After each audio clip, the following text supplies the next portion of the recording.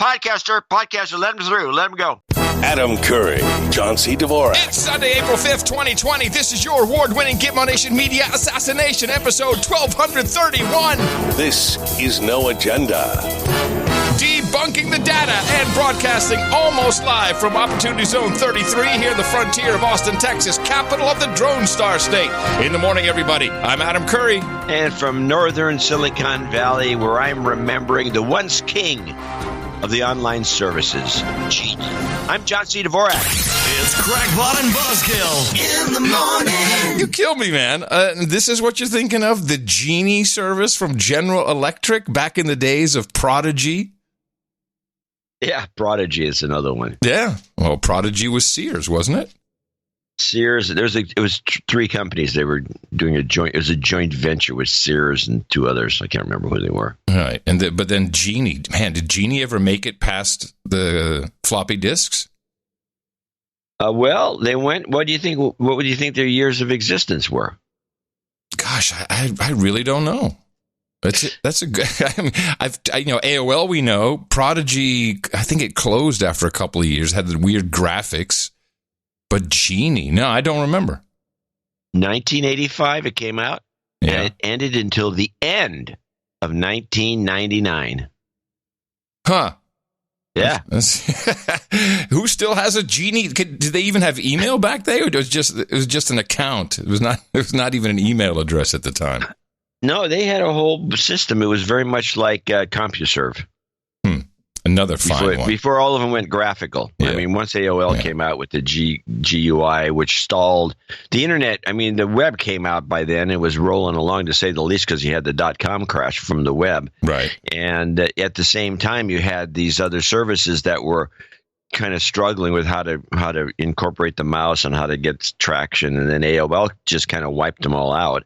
And AOL was thought to be the operation was going to take over the web was a joke. Oh, no.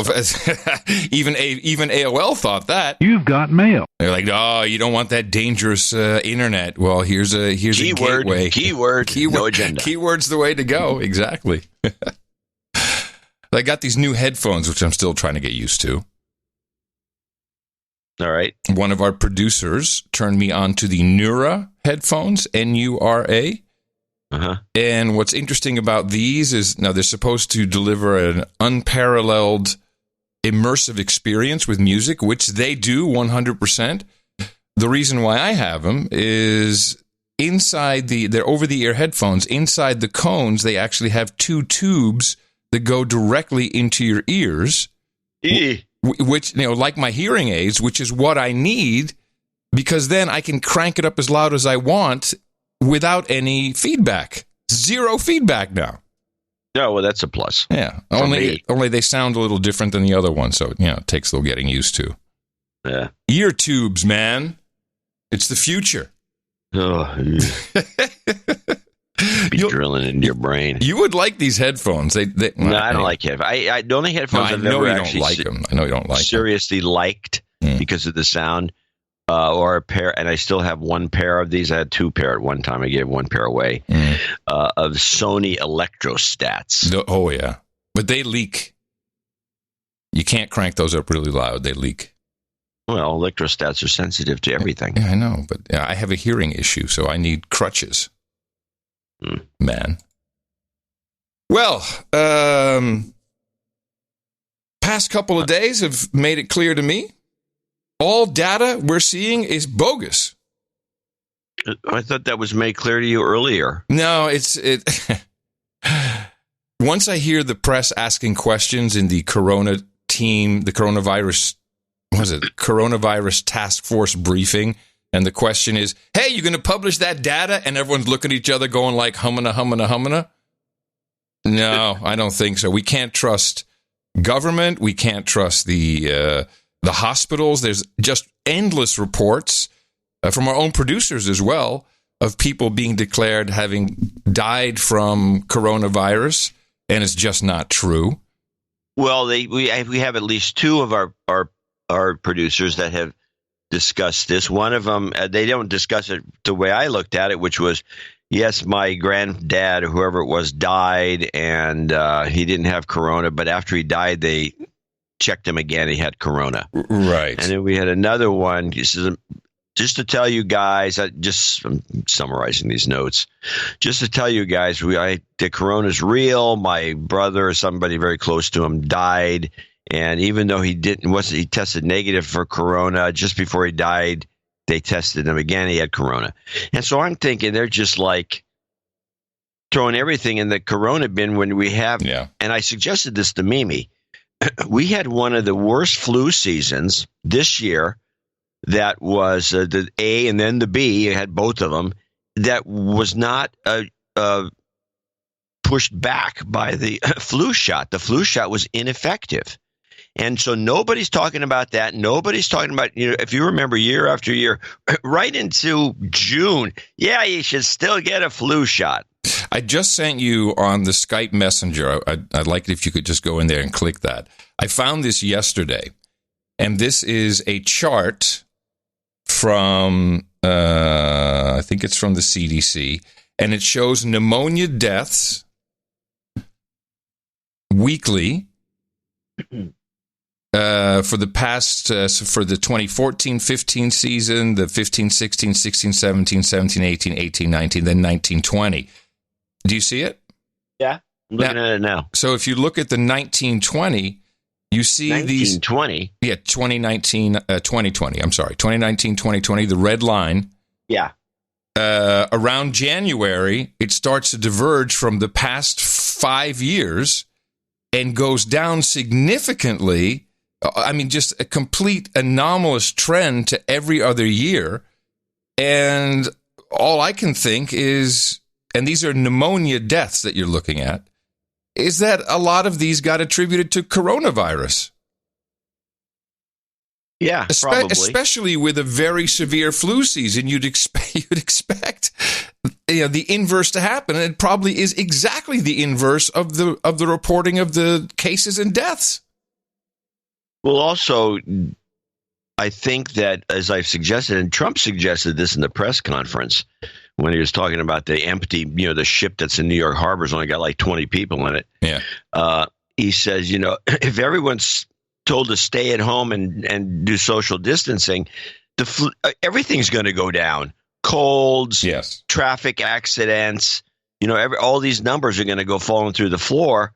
And I guess you could, and I suggested in the newsletter that, well, maybe if, this graph being a good example, well, maybe we should just all shelter in place from January to maybe June 1st as a country. And we won't, we'll have more, we'll have less deaths. Well, okay, probably. It's a mess. So the data is a mess. I'd like to talk about the testing, but kind of came just out of left field, showed up yesterday. This doctor from New York who claims to be an ICU doctor in Brooklyn. The name checks out. The picture looks the same, so I can only presume this is the same guy. Young doctor. And he's posted 3 different YouTube videos. He's definitely reading parts of it off of his screen. Now, I'm just being careful because it's, this is a guy in his kitchen. Who knows? But it looks like he checks out, and he has a very disturbing observation. Hi, this is Dr. Cameron Kyle Seidel, ER and critical care doctor from New York City. We are working extremely hard under extremely stressed conditions. We're stressed not only over concern of our own health, but because we are watching people dying of a disease we do not understand, of a disease we have never seen before. Right now, it is as if the train is slamming down the track at an extremely high velocity under extremely stressed conditions, but we don't know where we're going. We are putting breathing tubes in people and putting them on ventilators and dialing up the pressure to open their lungs. I've talked to doctors all around the country, and it's becoming increasingly clear that the pressure we are providing may be hurting their lungs, that it is highly likely that the high pressures we are using are damaging the lungs of the patients we are putting the breathing tubes in. It's not our fault. We didn't know. This is how we treat ARDS. This is how we've treated it for the last 20 years. 2 days ago, the Italians came out with a letter stating the same thing, that we are running the ventilators in the wrong way. Right now, the news is saying that 100 to 250,000 people in this country may die. That means 100 and 250,000 people may be put on a ventilator that is programmed wrong.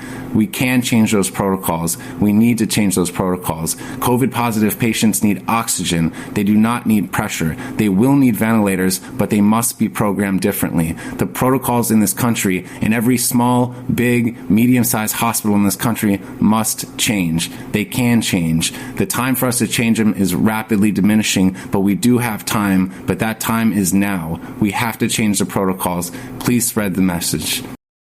I find that rather concerning. Well, I have a ventilator report then. Oh, very good. Because all we seem to care about is, are there enough? How many? Will anyone die without one? But no one's really talking about the protocol used. It may be more to it. There's maybe more to it than just that. Okay. What got me on this is that Trump, again, he had a very strange ventilator commentary. Mm-hmm. This is the clip, Trump versus the ventilators, which kind of got me triggered into finding this other clip. What happens if you do have a ventilator? What are your chances? And I just hope that hydroxychloroquine wins, coupled with perhaps the Z-Pack, as we call it, dependent totally on your doctors and the doctors there, because you know the answer to that question. If you do have the ventilator, you know the answer to that question. And I hate giving the answer. So I don't want to get them there. There's a possibility, Wow. a possibility. And I say it. What do you have to lose? I'll say it again. What do you have to lose? Take it. I really think they should take it. But it's their choice. And it's their doctor's choice or the doctors in the hospital. But hydroxychloroquine, try it if you'd like. The other thing. Man, this is some creepy shit he's doing here. Out of context, without the video, it's like, hey kids, it's no better. It's no better with the There's video. no better. It's the best with the Z-Pack, as we call it. Kids want a Z-Pack. But hydroxychloroquine, try it if you'd like. The other thing, if you have a heart condition, I understand, probably you stay away from the Z-Pack. But that's an antibiotic. It can clean out the lungs. The lungs are a point of attack for this horrible virus. But when you have a ventilator, don't ask the answer because I hate it. If you have it and it's working beautifully, I don't like the answer because it's not a very high percentage. So I want to keep them out of ventilators. I want to keep them, if this drug works, it will be not a game changer, because that's not a nice enough term. It will be wonderful. It'll be so beautiful. It'll be a gift from heaven if it works. Because when people go into those ventilators, you know the answers, I know the answers, and I'm glad you don't write about it. Mike, please. Holy crap. So that confirms that ventilators is a death sentence. Well, he's glad nobody writes about it. But apparently that's not true with NPR. Clip one? Want to hear about it? Yeah. Here it goes. This is the ventilator report from NPR. The intensive care units at Barnes Jewish Hospital in St. Louis are filling up with coronavirus patients. And Dr. Tiffany Osborne has been caring for many of those who've been placed on ventilators to keep them alive. It's very concerning to see how many patients who require ventilation do not make it out of the hospital, how many of them die. Osborne is a critical care specialist at Washington University School of Medicine. She says doctors in China and Europe and elsewhere in the U.S. are reporting death rates from about 50% to more than 80%. We're not sure how much help ventilators are going to be. They may help keep somebody alive in the short term. We're not sure if it's going to help keep someone alive in the long term. Patients end up on a ventilator when their lungs can no longer deliver enough oxygen to keep the body going. Osborne says it's an extreme measure. We give sedation so that the person goes to sleep, and then we provide a paralytic that stops their breathing. Next, Whoa. they insert a long plastic tube through the trachea and vocal cords. That allows a machine to deliver puffs of highly oxygenated air to the lungs. The ventilator itself can do damage to the lung tissue based on how much pressure is required to help oxygen get processed by the lungs. And Osborne says coronavirus patients often need dangerously high levels of both pressure and oxygen because their lungs have so much inflammation. Also, ventilators create a path for a wide range of infections to reach the lungs. Dr. Negin Hajizadeh is a pulmonary critical care doctor at Hofstra Northwell School of Medicine in New York. She says ventilators work really well for patients with common forms of pneumonia. We treat patients for several days, and then we get the antibiotics into the body, and the patient recovers. Unfortunately, with this COVID-associated pneumonia, there are no treatments that we know work for sure. So Hajizadeh, who spoke to me from just outside of an intensive care unit, says ventilators are of limited value. Wow, for the amount of noise the M5M has been making about him, this is a death sentence. Very creepy. Yeah. Now we know Now we know a lot of people are put on ventilators very quickly with a mask, not intubated, with a mask, in order to keep anything they might be exhaling out of the hospital air. But once you go to intubation, it sounds like you're dead. Sounds like it to me, too, which is what Trump was indicating. Trump has been really pushing this drug and trying not to be too – he didn't bring up to the 80% death rate. But let's listen. There's just a little more follow-up information. It's not much, but it's part 2 here. Says ventilators are of limited value. We have had several patients between the hospitals across the Northwell Health System that have come off of the breathing machine, but the vast majority are unable to. Hajizadeh says one reason is that the coronavirus often does a lot more lung damage than, say, the flu. There is fluid and other toxic chemical cytokines, we call them, raging throughout the lung tissue. She says in some patients, the damage is so bad that even ventilation won't help. So they've tried an even more extreme measure called ECMO, which delivers oxygen directly to a patient's bloodstream. Remember, ECMO, too, is a life-supporting treatment, so it's a bridge while we are allowing the lung to heal itself from a pneumonia. If it can. Dr. Tiffany Osborne says that what doctors are learning about severe coronavirus infections should make it crystal clear why we all need to take steps to keep the virus from spreading.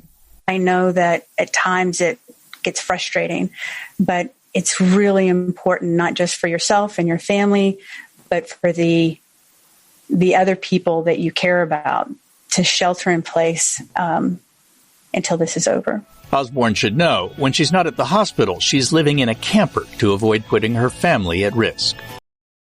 Well, this is rather concerning. And I'll add to that the doctor, I'd watched all of his videos. He said in another piece, he said that it looked like he said he's never been to Mount Everest, but he said he could imagine the way people look when they get put on the ventilator is that they need oxygen, like they get dropped off at 20,000 feet on a summit somewhere and just don't have enough oxygen, like they're going blue in the face.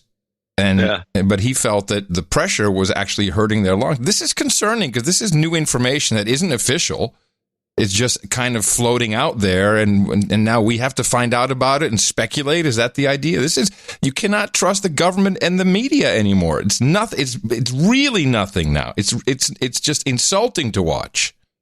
Well, especially after we had to go through this back and forth with Trump and Cuomo about, we need 30,000, 40,000 ventilators, which is, in other words, you're going to just death sentence for 30 or 40,000 people.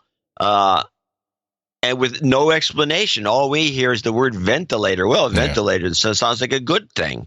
They have to knock you out put you in a semi-comatose state and then paralyze your lungs so you can't breathe and then shove this tube down your throat through your vocal cords and then push air in there but using pressure? What could possibly go wrong?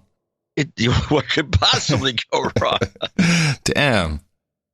Yeah. Well, so let's just continue with some of the complete lack of information.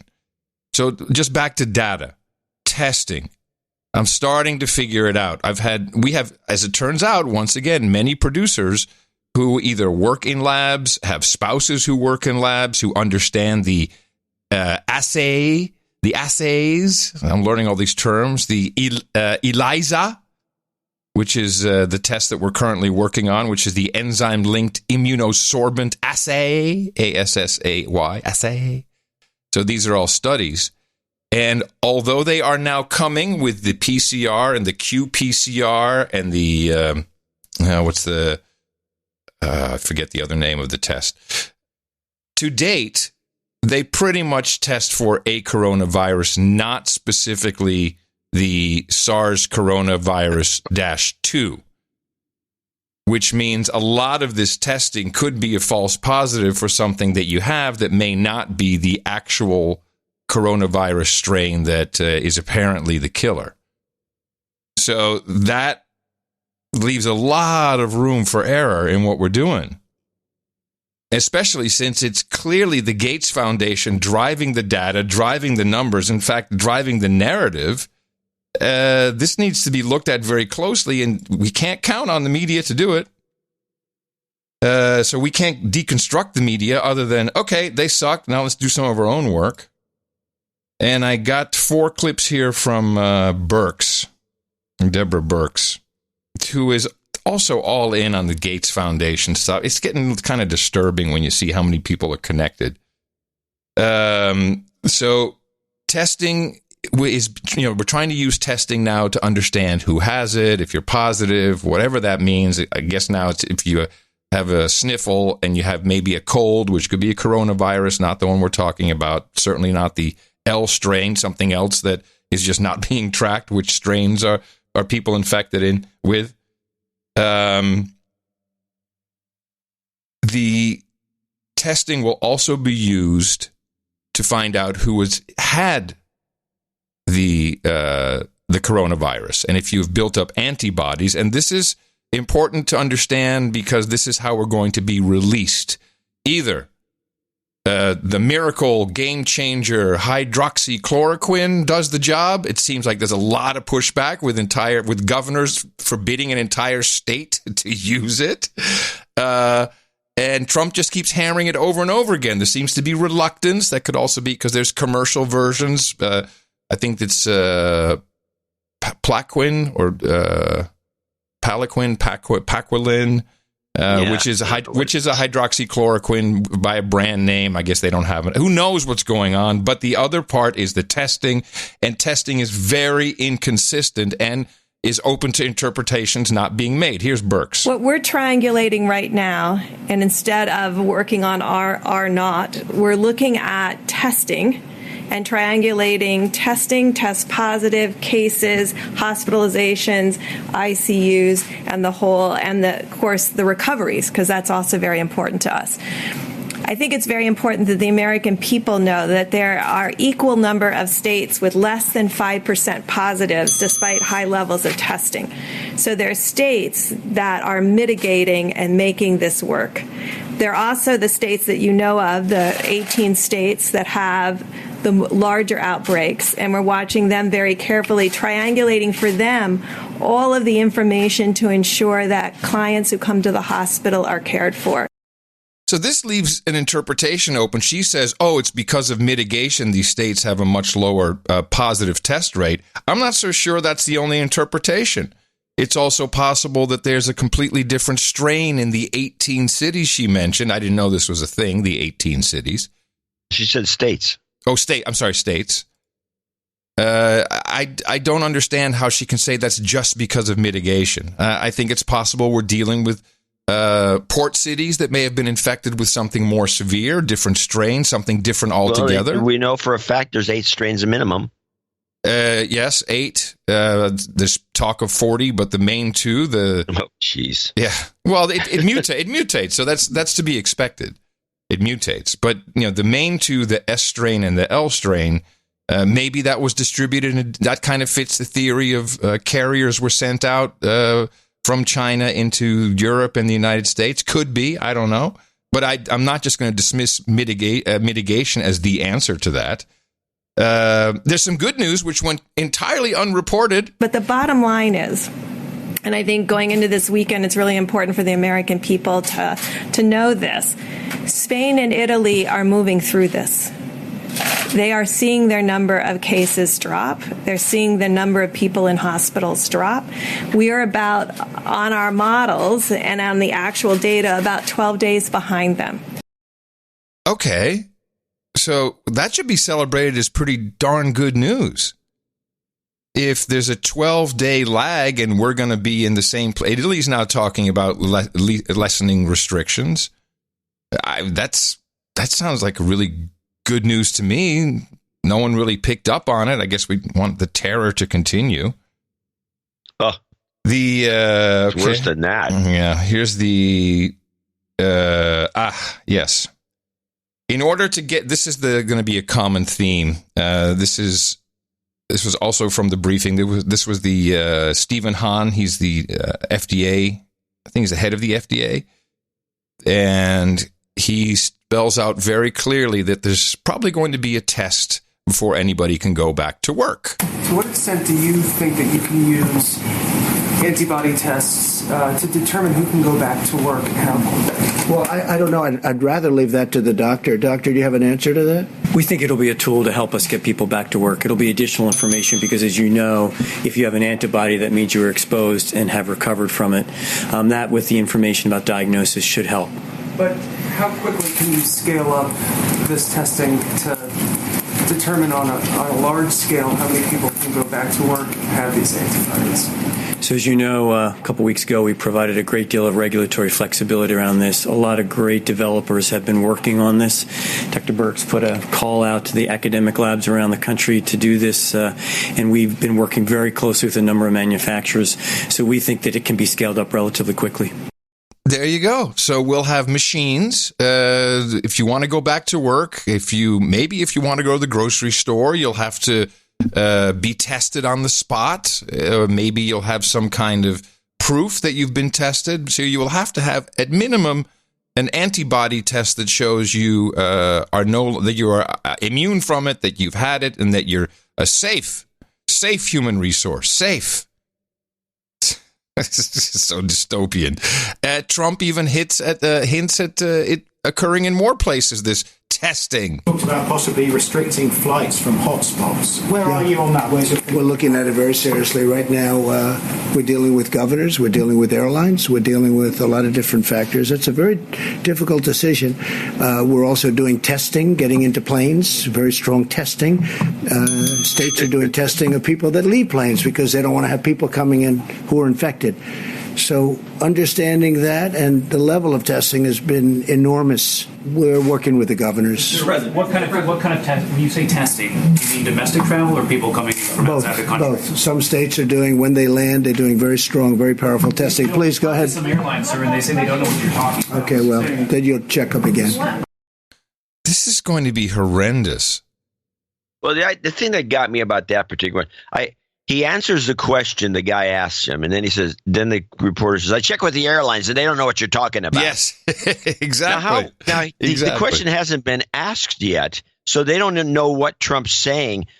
But somehow, before he even asked them the question, Trump doesn't know what he's talking about. Mm-hmm.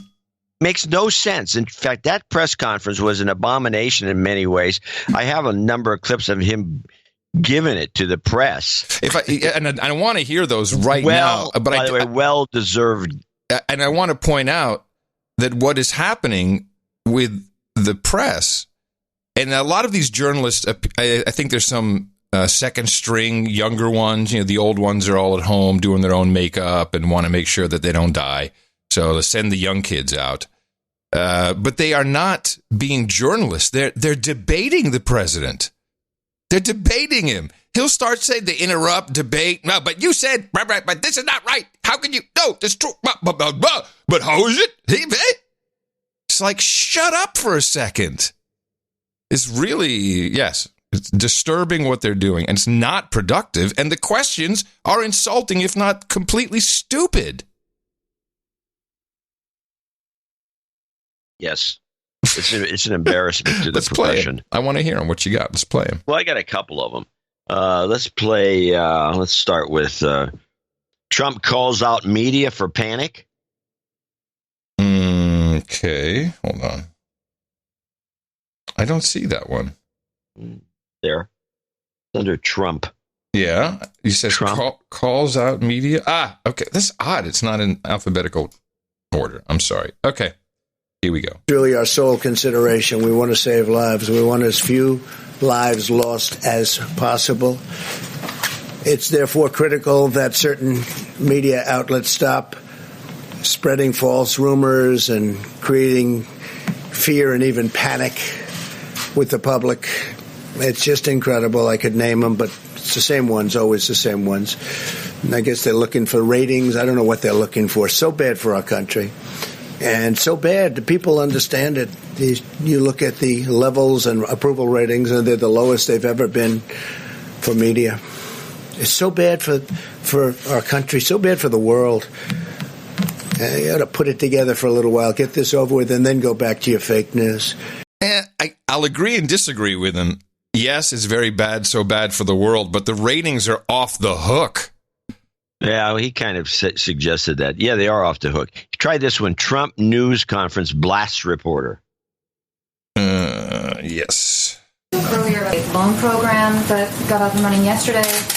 But we're hearing from a lot of small business owners a lot of concerns about whether they will get this money. Some say some of the banks weren't ready yesterday to start processing loans. Some banks are layering. We're way ahead of schedules. The banks have been great. JP Morgan Chase, Bank of America, they're so far ahead. This is typical with you in particular.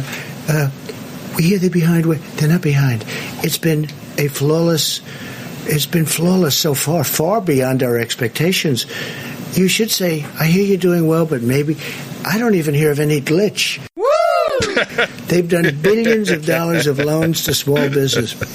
And these are great loans. These are loans that get immediately paid off. These are loans that get businesses back.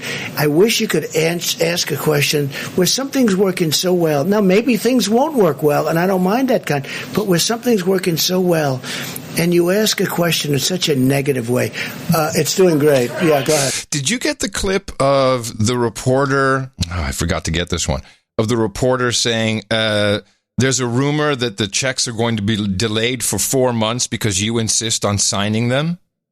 No. I gotta find that clip. But I did get this one. This one is under the word funniest. This is funniest. I thought this was the absolute moment of moments. Okay.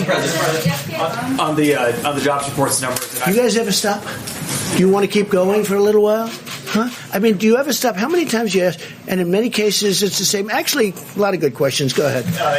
But keep going, yes? Yes, sir. So you're not going to blame me that I kept it going too long? People said, we kept it. Every time you'll ask it. No, I mean, no, it's amazing. Tony, every hand went up. I thought we've gone through I think every single hand went up the last time. You know what it shows you? It shows you that you love what you do. Go ahead. We do love what we do, sir. You do. No, you do. And some of you do it well. Not all of you. Go ahead. I'm not looking at you, by the way. If I can insert one, I got one from Jim Acosta from CNN, and I'm playing this for a couple of reasons. One, so you can hear again just insult to the public. The public does watch these. I think that maybe the journos forget that when they're sitting in the briefing room. Like, make sure you get me on camera, but don't worry about it. It's just for the package for tonight or whatever. But people watch it, and they come across as douchey. And Trump has been doing something very consistently, which I want to ask you a question about. Mr. President, you have said nobody could have seen this pandemic coming. But in fact, Secretary Azar at a biodefense summit in April 2019 said, of course, the thing that people ask, what keeps you most up at night in the biodefense world? Pandemic flu, of course. I think everyone in this room probably shares that concern. Your own Health and Human Services Secretary was aware that this had the potential of being a very big problem around the world, a pandemic of this nature. Who dropped the ball? Well, I always knew that pandemics are one of the worst things that could happen. There's been nothing like this since probably 1917. That was the big one in Europe. It started actually here and went to Europe, probably. I've heard about... Excuse me, wait a minute, let me finish. I've heard about this for a long time pandemics. You don't want pandemics. And I don't think he was talking about a specific pandemic. He was talking about the threat of a pandemic could happen, and it could happen. So a douchebag gotcha question to literally say, who dropped the ball? Okay, thanks, Jim Acosta. But why, when the Spanish flu is commonly known to have started in 1918, why is the president so consistently saying 1917? This has got to be some kind of message that we're not understanding. Well, there is a alternate theory that's been floating around that it actually began in the United States. Yes, that theory is also listed on the wiki page. Yes, and there's a number of problems with that theory. One is how to get over there when everyone's coming back from there, which it's a logically inconsistent modern theory. The theory only showed up in the 40s, I think, or the 50s, or even later, maybe the 60s. But it's somebody did some research and found somebody dropped dead at some Kansas bunk somewhere in the army, and I don't know how it somehow spread in the opposite direction. Well, I just think it's bogus, and I think somehow he's gotten he bought into that thesis, and he's just going along with it. I don't think it's important one way or the other. Well, I take these. He doesn't do things accidentally. No, typically. I agree. That's a fact. So just taking the statement at face value, if you look at the wiki page, which may be the source of his information for all I know, 1918 is the date that if you look at the United States theory, that it started in 1918 in Kansas. If you look at the United Kingdom theory, as it started in the United Kingdom, it says in late 1970, military pathologists reported the onset of a new disease with high mortality that they later recognized as the flu. And this was at, this was virologist John Oxford, and they had a camp of 100,000 soldiers, and that's where they studied it or they introduced it. I don't know. But so maybe he's trying to say, yeah, some people say we did it, but we know it really started in 1917. How about that? Is that? Wow. I mean, what else are we going to do? I mean, it's just odd and annoying that and when he first started saying it, people were laughing like, what an idiot. He's saying it all wrong. Now they don't do that anymore, but he continues to say it. So I'm just trying to figure out the small stuff. I have no idea. I mean, the 1917 doesn't bother me as much as attributing it to Kansas, which is like isolated and all of a sudden becomes a worldwide phenomenon. I just don't see it. Now, as to the question of the Health and Human Services director being well in the know, over a year ago he knew it was coming. How did you drop the ball, you stupid orange man, idiot? Here's Fauci. Fauci is America's doctor now, America's pandemic doctor, in 2017 at George Washington University. It's just interesting the way he phrases pretty much the same information. Given, as you heard from the introduction, that I have been around for a while and have had the opportunity and the privilege and the pleasure of serving in 5 administrations, I thought I would bring that perspective to the topic today, is the issue of pandemic preparedness. And if there's one message that I want to leave with you today based on my experience, and you'll see that in a moment, is that there is no question that there will be a challenge to the coming administration in the arena of infectious diseases, both chronic infectious diseases in the sense of already ongoing disease, and we have certainly a large burden of that.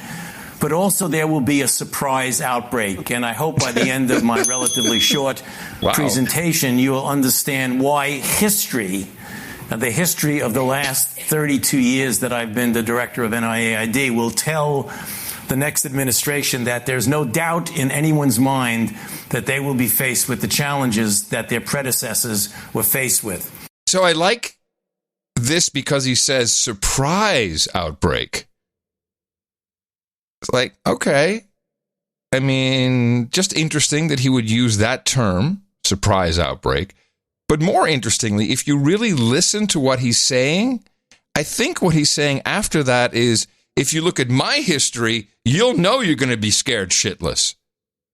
Listen again to the second part. Listen to it. But also there will be a surprise outbreak. And I hope by the end of my relatively short presentation, you will understand why history, the history of the last 32 years that I've been the director of NIAID. So he's saying the history of my being a director for the past 32 years, not the history of pandemics. No, his history. That's what I'm hearing him say. The history of the last 32 years that I've been the director of NIAID will tell the next administration that there's no doubt in anyone's mind that they will be faced with the challenges that their predecessors were faced with. Seeing as he seems to, wherever he goes, pandemics show up, maybe that's true. 5 administrations. And his tentacles reach much deeper than I ever imagined. And his job is to scare people. Witness Dr. Drew, who is backpedaling a little bit. He is now saying, hey, you know, for all the things I said, I'm optimistic, but this does seem to be a little different than the flu. And I've been following Dr. Drew very closely, and so it would be weird for me to stop believing what he's saying now. He's being cagey, but he reveals something about his connection to Dr. Fauci, which is telling. I've been trying to stay optimistic the entire time. I would say the main thing I think that shades on is the sort of the ferocity of this illness. The fact that it's able to, really cause a crash all of a sudden out of the blue, even in young people. And that's a feature of this illness that I wasn't aware of until it sort of landed here stateside. I'm still optimistic. I still believe no one's more innovative and responsive than the U.S. healthcare system. I believe we're going to start knocking down the hospitalization rate, the death rate, the infectivity. I'm still optimistic. And if being optimistic is something that makes people angry, I'm sorry.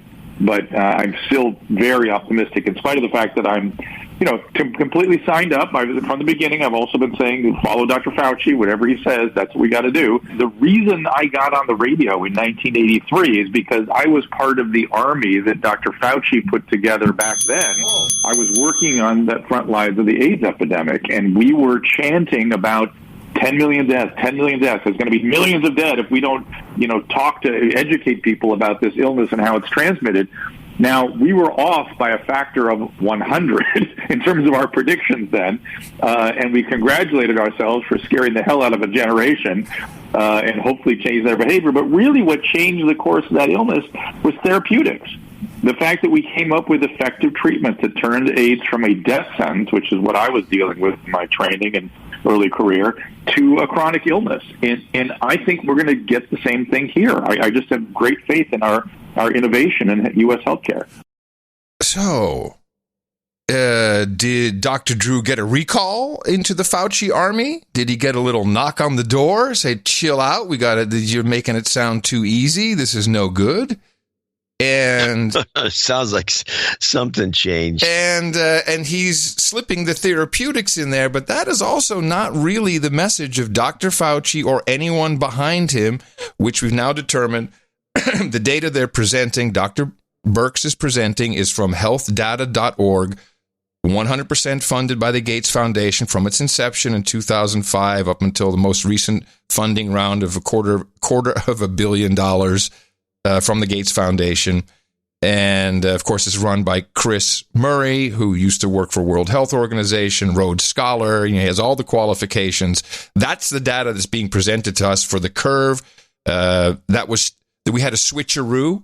First, we were using the imperial model. Then Neil Ferguson had to say, well, it's going to be different.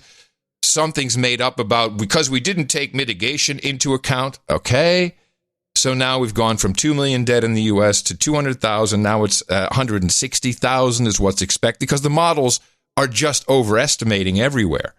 And all of this points back to Bill Gates. And Bill Gates has been very active in the media. I have a couple of clips, but perhaps the most telling was shown by Chris Hayes. And just to set the stage of how much Bill Gates hates Donald Trump, that on a recent Foundation video chat, which for some reason Chris Hayes is allowed to put on television, Bill Gates spoke extensively about Trump, and none of it was flattering, as you can imagine. Some of it just, what you'd expect. You ever wonder what people who've actually met Donald Trump, especially powerful, successful people in American business and beyond, who've had to try and interact with him because he's a leader of the free world, say about those encounters behind closed doors? All In has obtained some never-before-seen footage that gives you a good idea of what one of the wealthiest men in the world, Bill Gates, thinks of the president. Bill Gates took questions during a recent Gates Foundation meeting with staff, and he talked about meeting Donald Trump. Yeah, so I never met Donald Trump before he was elected. There was a thing during the election where he and I were at the same place, and I avoided him.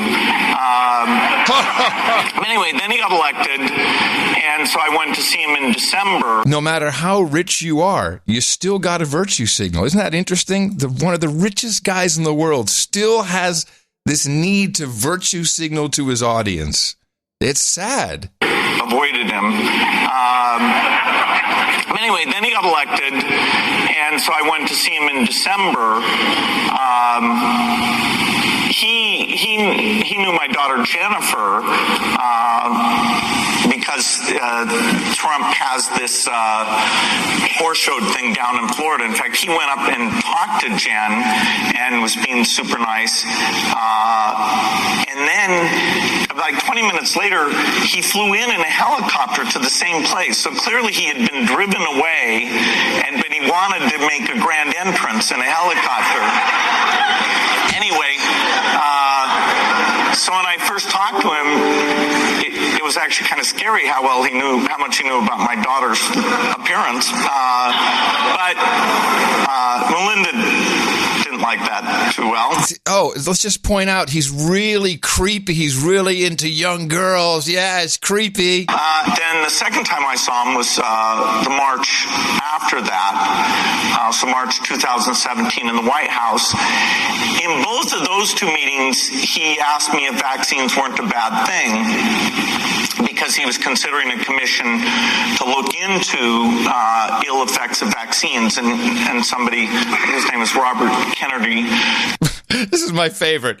Are vaccines safe? The president wanted to know. And he's talking to somebody, I don't know, some guy named, Robert Kennedy Jr., something like that. It's just a fucking nobody. Who cares about, I can't remember the guy's name. What was it again? Because he was considering a commission to look into ill effects of vaccines, and somebody, his name is Robert Kennedy Jr., was advising him that vaccines were causing bad things. And I said, no, that's a dead end. That would be a bad thing. Don't do that. Both times he wanted to know if there was a difference between HIV and HPV. So I was able to explain that those are rarely confused with each other.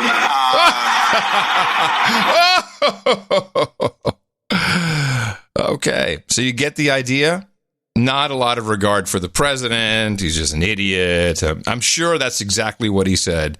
Hey, is that HIV the same as HPV, just a different letter?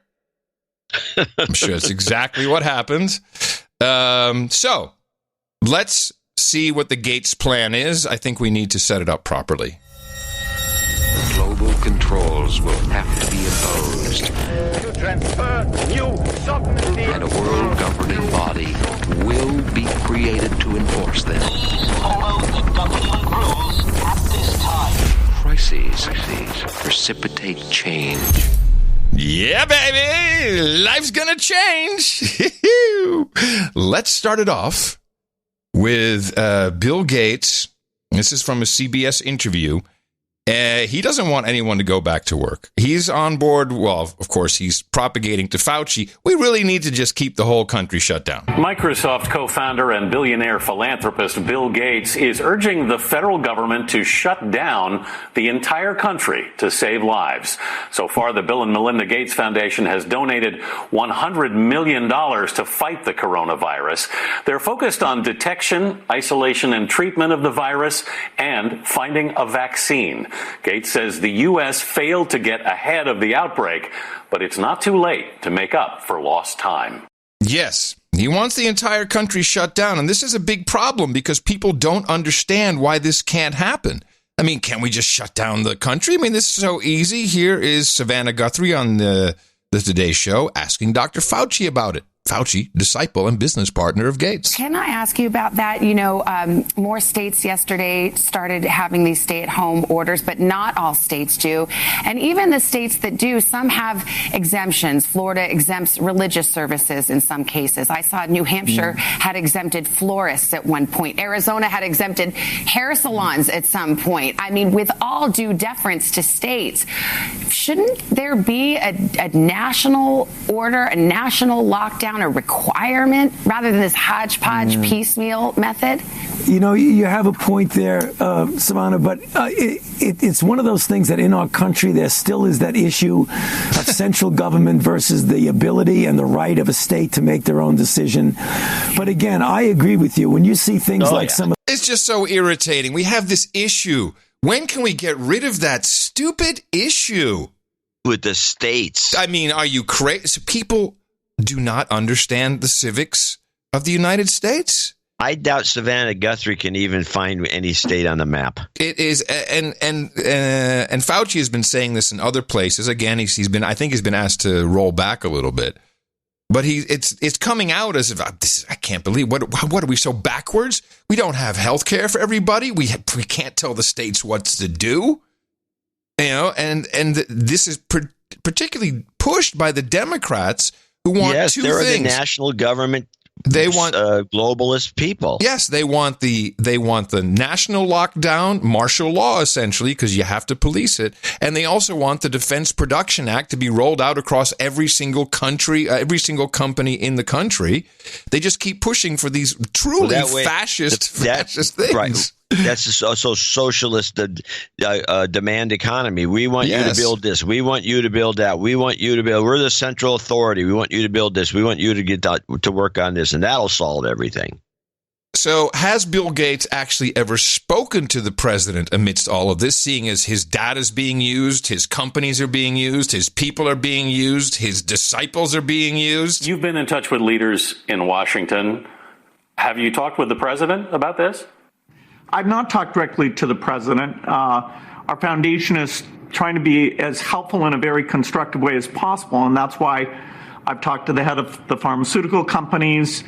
We've talked to a lot of the agencies, including CDC and NIH, about how we work together on the vaccine and the drugs. I don't like his little laughter anywhere in that at all.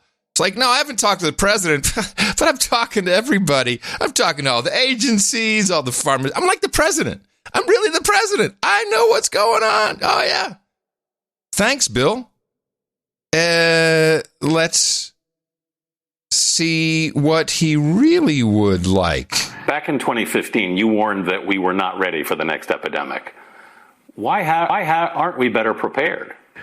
Well, in fact, very little investment was made. For example, being able to ramp up diagnostic capacity very quickly. Our foundation and some other governments did work on some new vaccine platforms, which are the most promising. But, sadly, because you can't estimate the risk, and it was something I was, trying to talk about and, thought we had some engagement on, but then actually the personnel in this area were cut back. I think. Let's just revisit what he's saying. He's saying, hey, man, we were all cool. We had the vaccines ready. We could have been saving people right now. But unfortunately, Trump defunded that part within the CDC, which was exactly what the solution was going to be. Setup. Big setup from Bill Gates here. Diagnostic capacity. By the way, very quick. Before you go on, he also equates his foundation with national governments. Well, of course. Of course. That's what he said. He's got our more foundation and other. Let's listen to that again. Yeah. Why aren't we better prepared?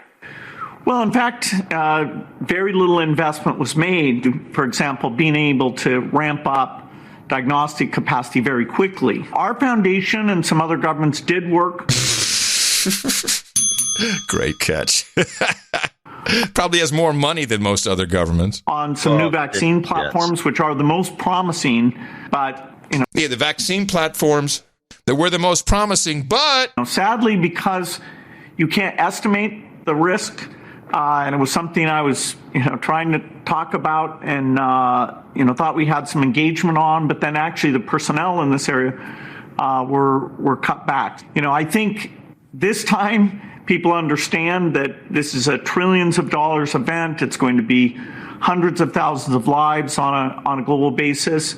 I think now people understand why those alarms were raised, and that for the next one, we will be far more ready than we were for this one. Okay.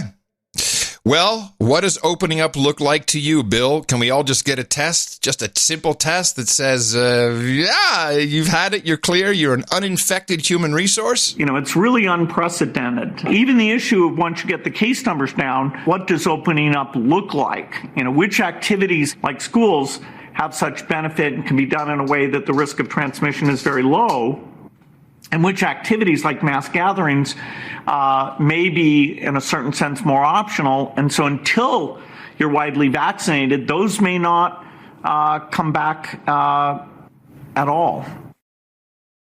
He wants us all to get vaccinated. He really doesn't want people having it, getting over it. No.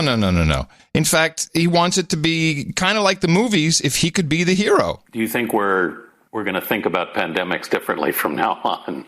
Well, that is for sure. There were a few movies, they weren't that popular about this. And to make them at least a little bit popular, they usually had some miracle happen at the end where some hero, invented something and boom, everything was back to normal. No, the awareness of this is a threat, and probably the biggest threat to, kill tens of millions of people. Hold on. Did he say the awareness of this is the threat? That's exactly what he said. He said the awareness is the threat, which is the threat. That's the panic. Fear is the, yeah. Let's listen to the last part. And probably the biggest threat. Back a little. Everything was back to normal. No, the awareness of this is a threat, and probably the biggest threat to, kill tens of millions of people. That will be permanently embedded. So this time I do think... Apparently the awareness is also going to kill people. Yes, but it's permanently embedded now. That will be permanently embedded. So this time I do think we will get ourselves ready for the next pandemic. Oh, it's just a test run. Oh, okay. We'll be ready for it next time. It'll be firmly embedded in our psyche that we'll all flip out. These people do not have humankind at the front of mind for them. This is not what this is about. He's deluded at this point. The Chinese are already doing a form. We have all kinds of initiatives, of course, but the QR code may be one way that we start to get back to work. This little QR code is a lot more powerful than it looks. It helps collect data about your travel history, health status, and more. And China's using it to track citizens and stop those infected with the coronavirus. First, you fill out a questionnaire. It asks for details like your body temperature. It then generates a color code, and at checkpoints popping up across China, green means go. It's my first time to come outside after the epidemic, but I already used the QR code several times, and I think it's good. It's proof of your identity. Our country is upgrading, and I think it's good to carry it out. The codes are being scanned everywhere, from restaurants to apartment blocks.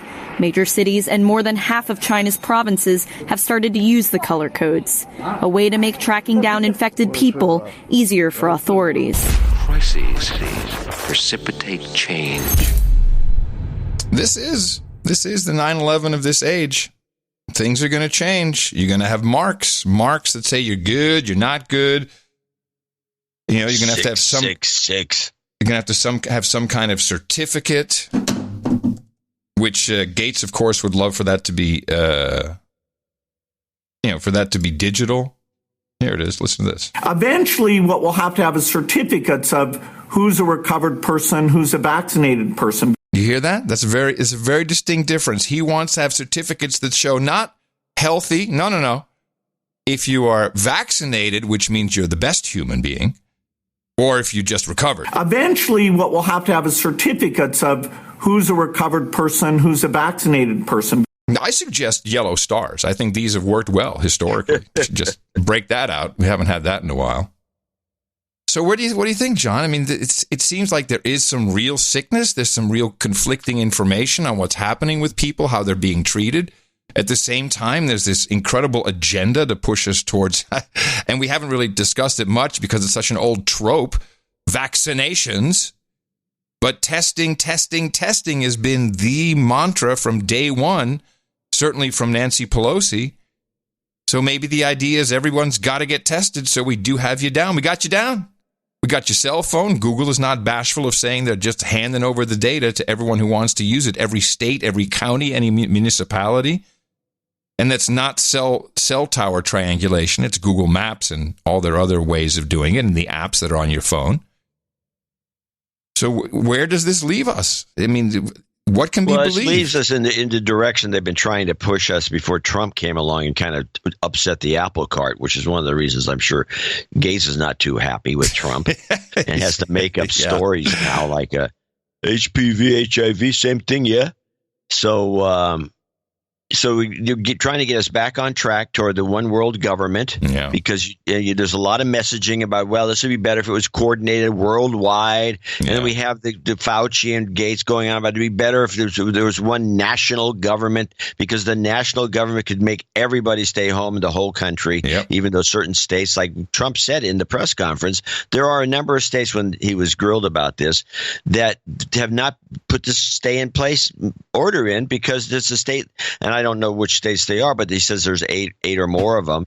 And I'm guessing it's a state like Montana where there's not even very few housing tracts. I mean, there is some around some of the cities, but generally speaking, it's wide open.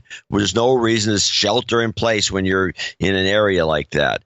And then the other thing which is not mentioned, of course, is this Trump promoting this drug that Fauci resisted at first. Is that he continues to resist it, quite honestly. He keeps deflecting. Yeah, he does. He just does not want people using this drug, which apparently works.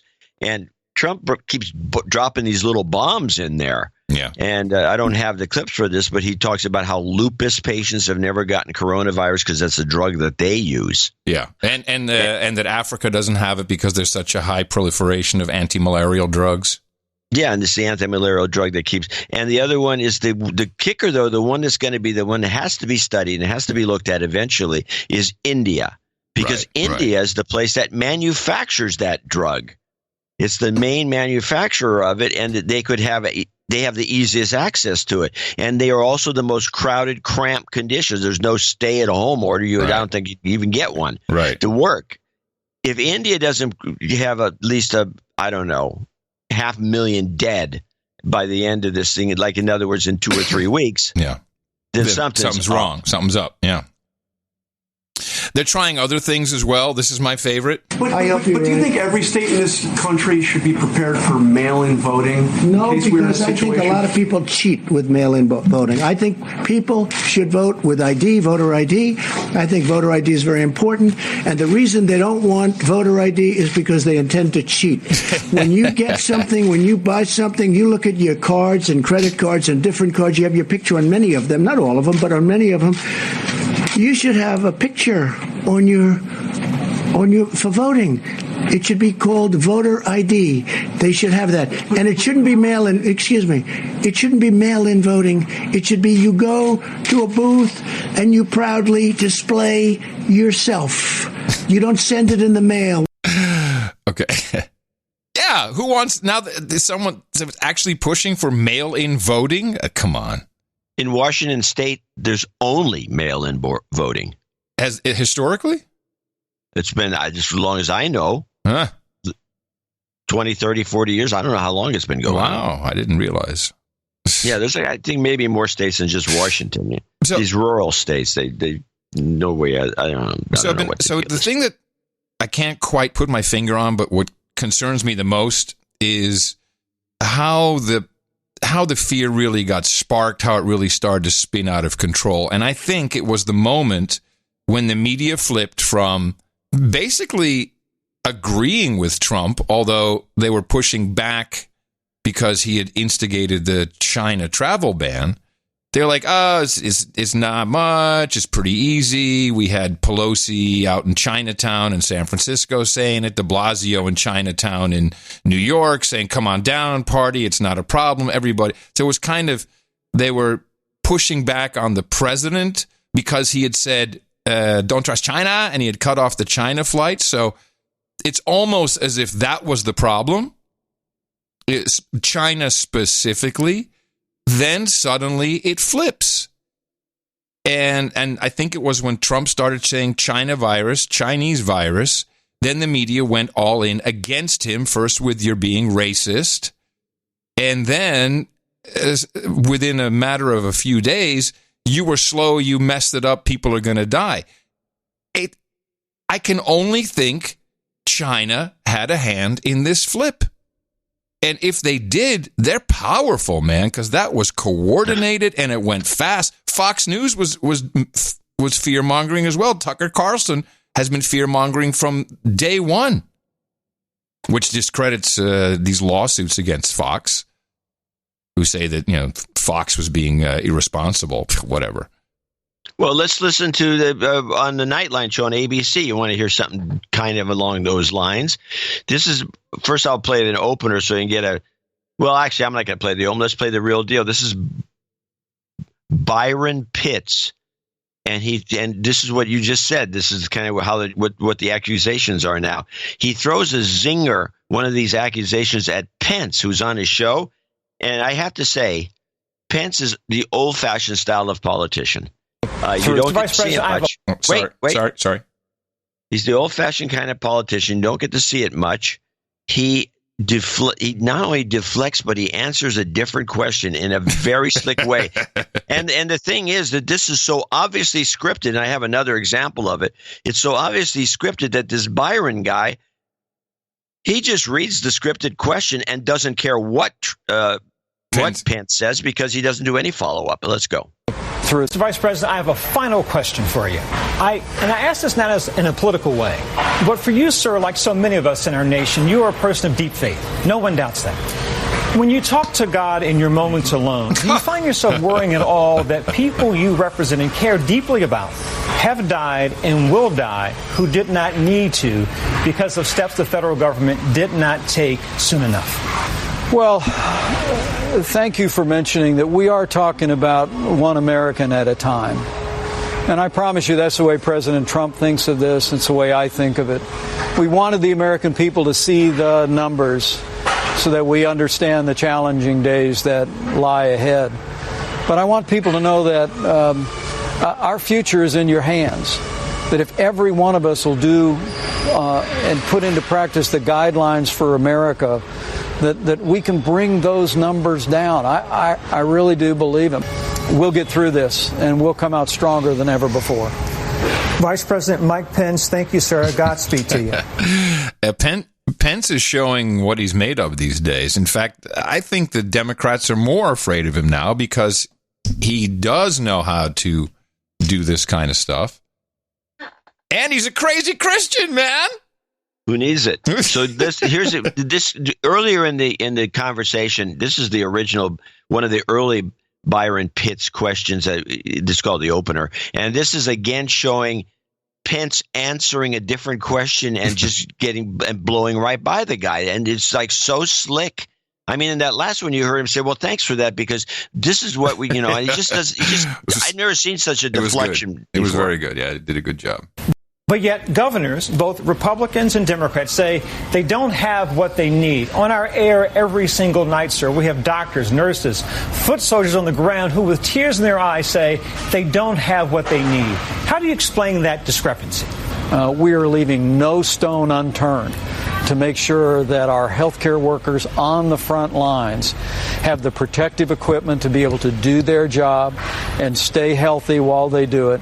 We're speaking regularly, particularly with governors in New York and New Jersey and Washington and California in areas where there's been significant outbreak. We've been surging resources into those areas, whether it be the N95 masks that healthcare workers need to wear, or whether it be ventilators or gowns or gloves. And I promise you, we're delivering those by the millions.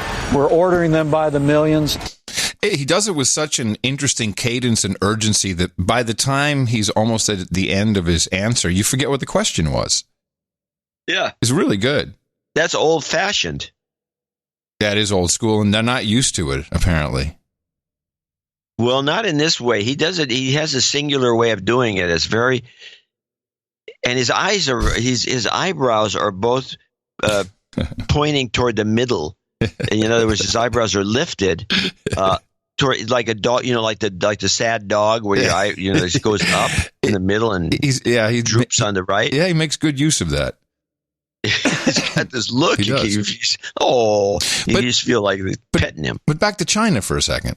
So we just saw another Chinese CCP, Chinese Communist Party PR move with the Nets owner in collaboration with Jack Ma and the other co-founder of Alibaba, bring in masks over. And, China sent this. China sent this is what everyone wants you to hear. China's helping us. So that's the NBA. China owns the NBA practically. But the media, John, I mean, is it all really that? I know the Chinese money is everywhere, but maybe it's much further than we realize. I mean, for all the media to switch on a dime within maybe 48 hours, and it's always surrounding something about China, is a little disheartening. I mean, I know that they're all pro-China and, Trump sucks, but I mean, that's a total takeover of our information channels. Well, ABC again, which is where you heard the two Pence clips. ABC is very entwined with China for both having amusement parks over there, Disney, and having a lot of production of the movies, Disney movies, being paid by the Chinese. The Chinese, their infiltration is quite good. I think they've infiltrated probably all the major medias because there's not one major media outlet doesn't have an entertainment component. But also recall the governors. You remember Pompeo speaking to the governors. Do you remember that? He was saying, a lot of the Chinese have a file on you. They know which of you governors are amenable, which of you are not amenable. Let me see. Maybe I have that clip. Yeah, that's a good clip. We should play that again. Yeah. What was that again? Probably. I'm sure it's got Pompeo's name on it. Yeah, it does, of course. But, here it is. China Governors Conference. Maybe this is it here. U.S. Secretary of State Mike Pompeo had a warning for state and local lawmakers Saturday as he addressed the National Governors Association. Be wary of China. And when it comes to doing business, I'm asking you to adopt a cautious mindset. Pompeo, a sharp critic of China, said Beijing seeks to exploit U.S. openness and freedom to undermine the United States. He said China is trying to expand its influence at the state and local levels, not just the federal level. It's happening in your states with consequences for our foreign policy, for the citizens that reside in your states, and indeed for each of you. Just last month, U.S. prosecutors charged Harvard University Chemistry Department Chair Charles Lieber with lying about his alleged links to the Chinese government. China has denounced Pompeo's past comments targeting Beijing and the ruling Communist Party as vicious attacks. China's foreign ministry said his remarks reflect fear and arrogance. It's the 1,000 Talents program. That's what that one professor was arrested. He was part of the China's 1,000 or CCP's 1,000 Talents program. Governors are doing deals. It's Belt and Road Initiative type deals. So maybe some of these governors who are making odd decisions or contrarian decisions or, I don't know, blocking hydroxychloroquine, who knows what kind of deals.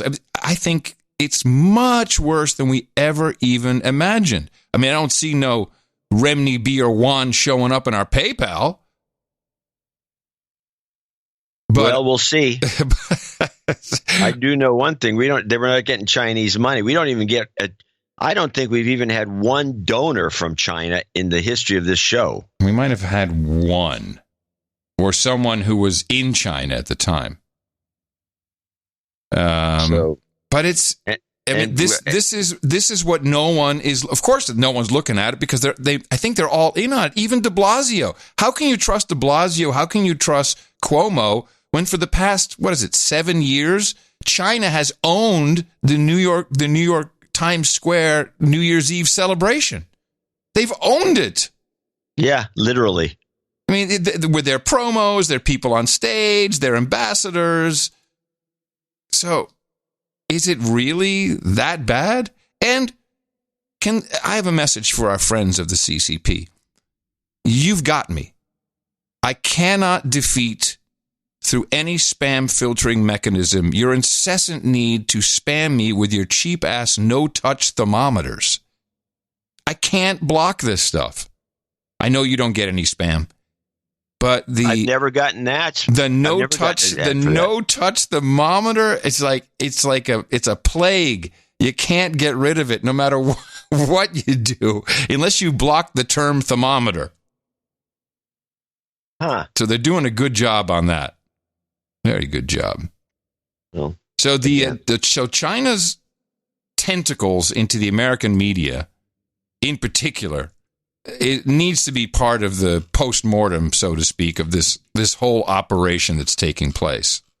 And it's not just the New York Times that does insert. In fact, maybe the New York Times is ground zero. When you think about it, the New York Times is compromised because they have that big China daily insert, and that's probably a big part of their revenue.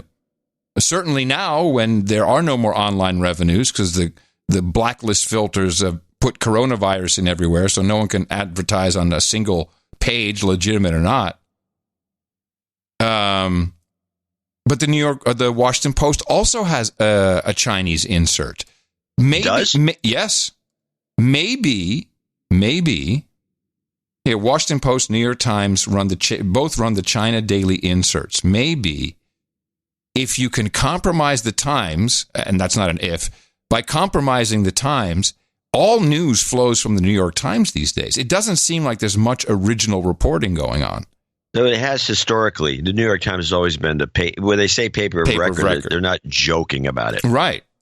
So perhaps, it's clear that China has business relations. The CCP, I'm just going to say it properly because I got no beef against the Chinese people yet.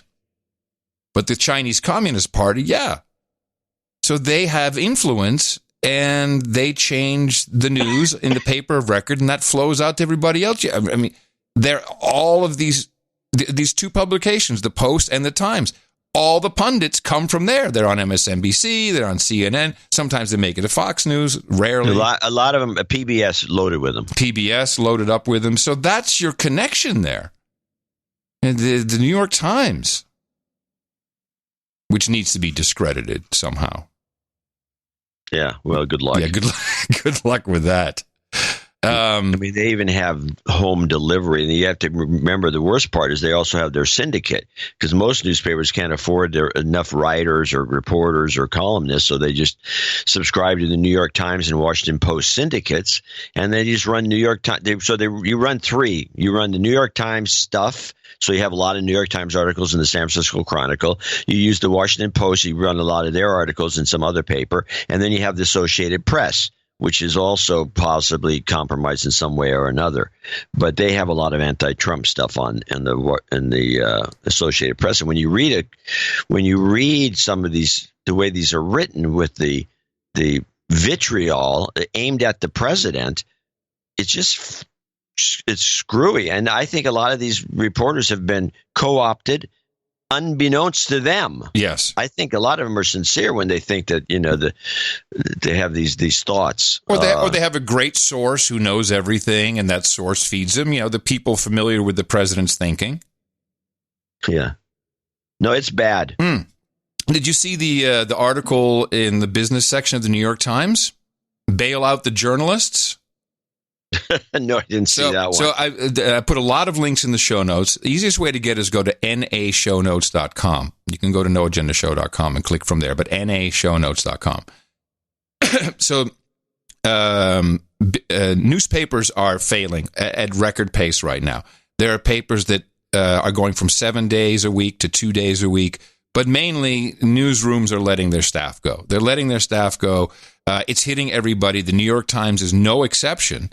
And the journalists are now feeling it. And so here is sent, I guess, on behalf of the journalists.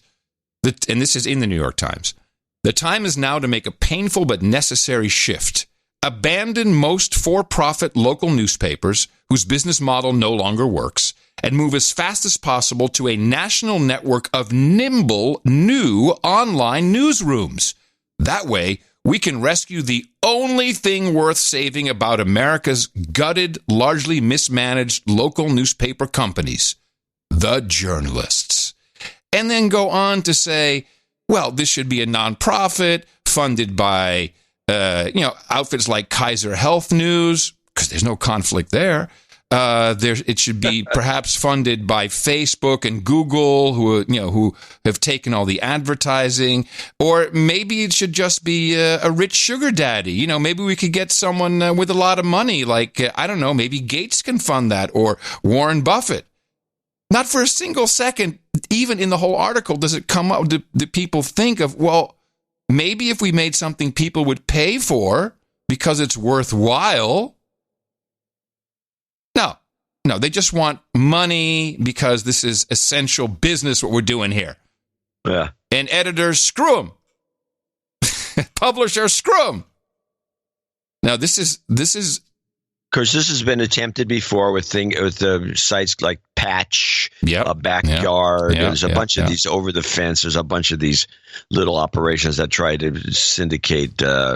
Nobody goes online that much. I mean, we do have a fairly successful online operation around here called Berkeley Side, and it's a little left, but they actually do real reporting and of local stuff, and it's generally pretty good.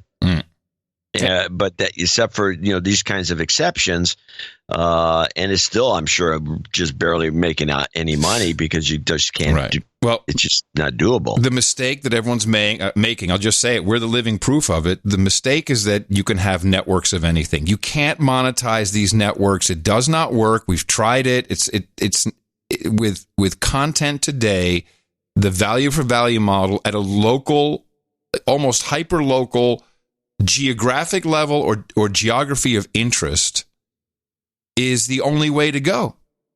I do not see another way of making it work. And the distrust that people will now have in anything mainstream is only going to grow. Well, it's getting worse and worse. I mean, I had a link in the newsletter. People should look at that link to a video, and I hope it's still up. I'd be surprised if they didn't take it down. Of some woman, you've seen her before. She comes on, she does these fairly well structured video pieces on YouTube showing all these hot. They play a news clip from somebody, and then they go right immediately to the hospital where there's this big crowd supposed to be. There's nobody there.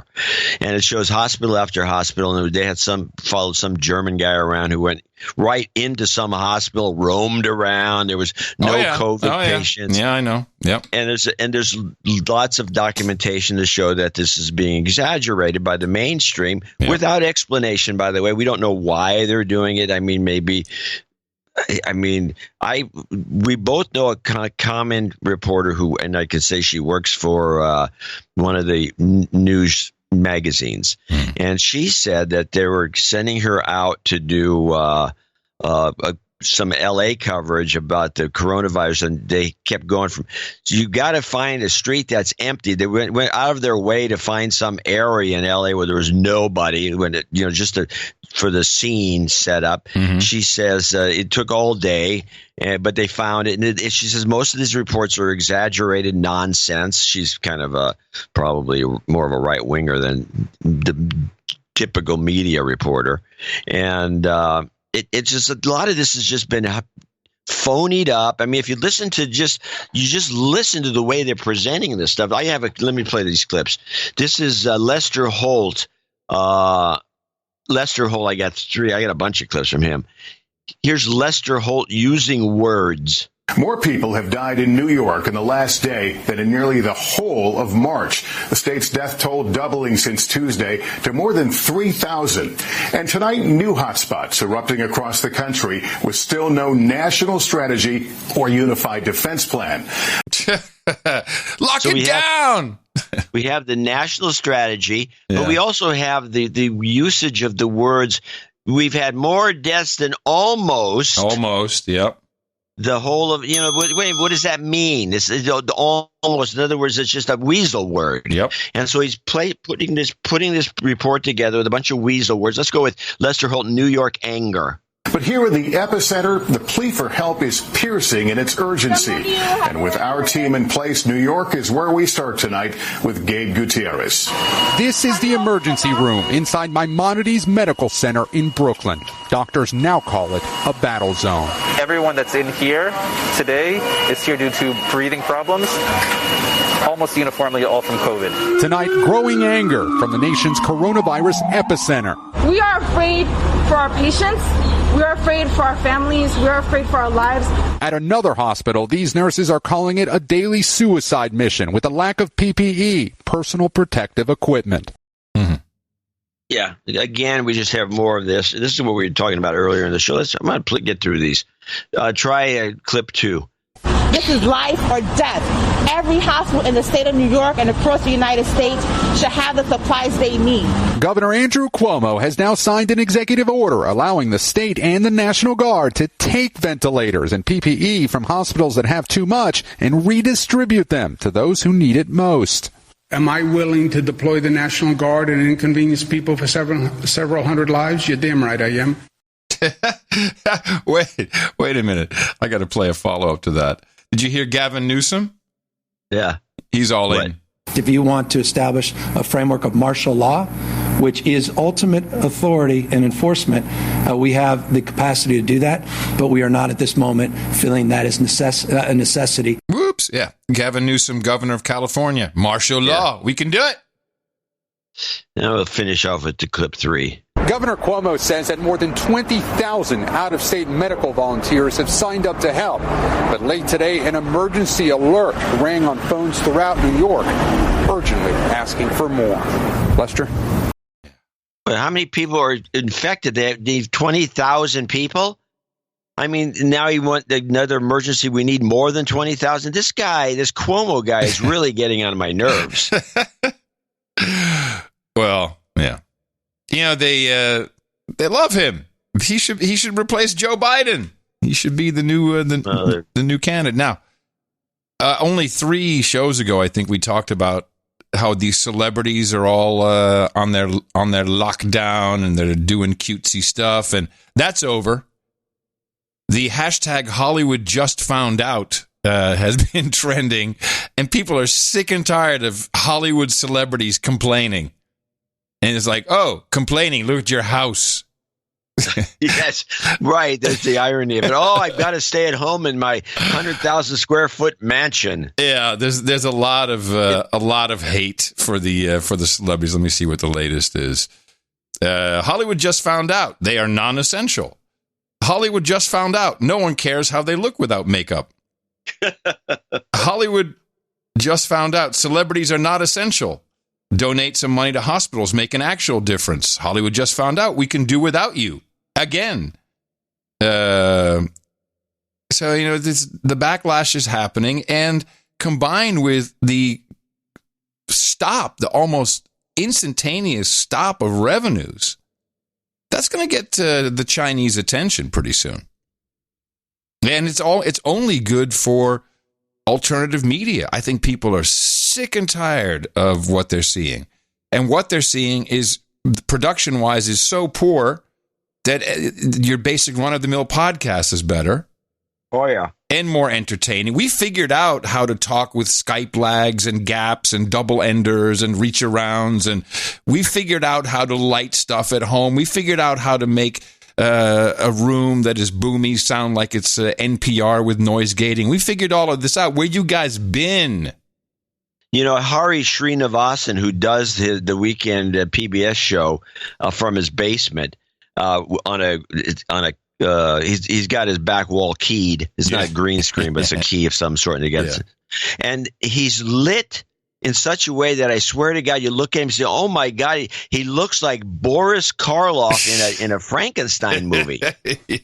He doesn't know how to light his own face. No, they have no idea. They're lost. Well, talking about that, here's a sound check. I've got a bunch of Bill Maher clips, but this one is under Bill Maher. This is the way his last show came out because he's doing it from his basement. Listen to the sound. Now, is this an actual? Is he doing an actual sound check, or is this you? No. This is my sound check of his. This is the real on the air sound. Here we go. Here we go. Right. We are delighted to have the presidential candidate and independent senator from Vermont, Bernie Sanders, is with us, as he has been many times on our show, never under such circumstances. Bernie, you are a guy who has seen a lot of things. Where do you place this crisis in American history? Never in my lifetime, Bill. What we're looking at now is absolutely unprecedented. Wow, Bernie's mic sounds pretty good, actually. Actually, Bernie sounded pretty good, except he had some Skype breakup. Yeah. And here's, now we're going to go, and these are the Maher clips. This is Maher. But wait, and there's two of these clips. Apparently, somebody is at his residence violating the rules. Oh. And they adjusted his mic. Because now his sound sounds pretty decent. Did somebody at the studio, was wherever they're mixing this thing, said, "Oh my God, Bill, can you go on on Maher's mic and fix it, move his lav somewhere?" And so now he actually sounds reasonably okay. And I know he didn't do the adjustment. But let's go and play this clip. Which one is it? This would be the Maher on aid from Trump, which really irked me. I find one of the most. Oh, no, stop! I can tell you exactly what happened. He had a lav on, but the sound card selected the internal microphone instead of the lav or whatever. That's exactly what happened. Yeah, on the laptop or whatever he's on. Yeah. Yes, you're right. That's exactly what happened. Every podcaster knows. But no, not the pros. I find one of the most galling parts of this is that the president is favoring certain states over the others. Governors who are nice to him, as he calls it, get a lot of attention and all the equipment they want. To me, this is even more of an impeachable offense than what he did with Ukraine or Russia.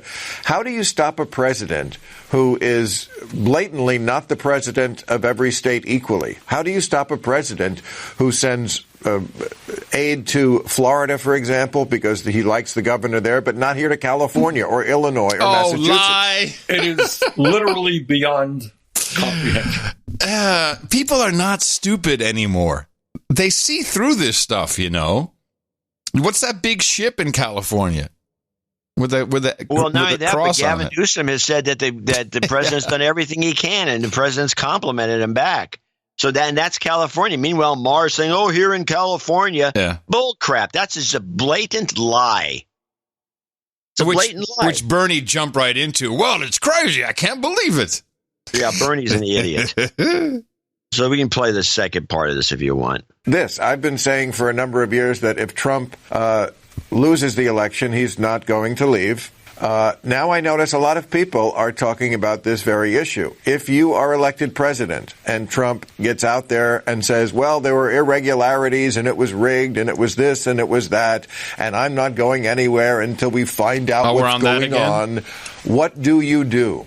Well, you mobilize the American people in a way that they have never been mobilized before, to essentially remind this president that whether he likes it or not, we live in a democracy. And that the majority of the American people, through the electoral process, will determine who the next president is. So, what you're describing is a nightmarish scenario with regard to democracy in America. Do I think you're crazy and off the wall? I suspect not. Oh, they said it about Obama. They said it about Bush. They said it about Nixon. Every president gets the... and although we're now the closest towards martial law, he's going to delay the elections. Where's that one? We need that one to pop up again. That'll be popping up. Jeez. Everything pop. By the way, I have a coronavirus ISO. You want to play this? Yeah. Let's see what we got here. And we're always looking for a good ISO. It's going straight into the end spot. Here we go. Coronavirus. Yep. I don't think I have anything that can beat that. That's good. I like it. A couple things to mention. Sadly, we lost James Maggie Magellas. He's the World War II vet that I hung out with. If you remember, John, he turned 103 not too long ago. He fought at the Battle of the Bulge, and right. He's one of the most decorated, the 82nd Airborne paratrooper, and he passed away after contracting whatever it is, and of course didn't last too long in the hospital. So that's sad that we lost Maggie. But of course, paratroopers never die; they just slip away.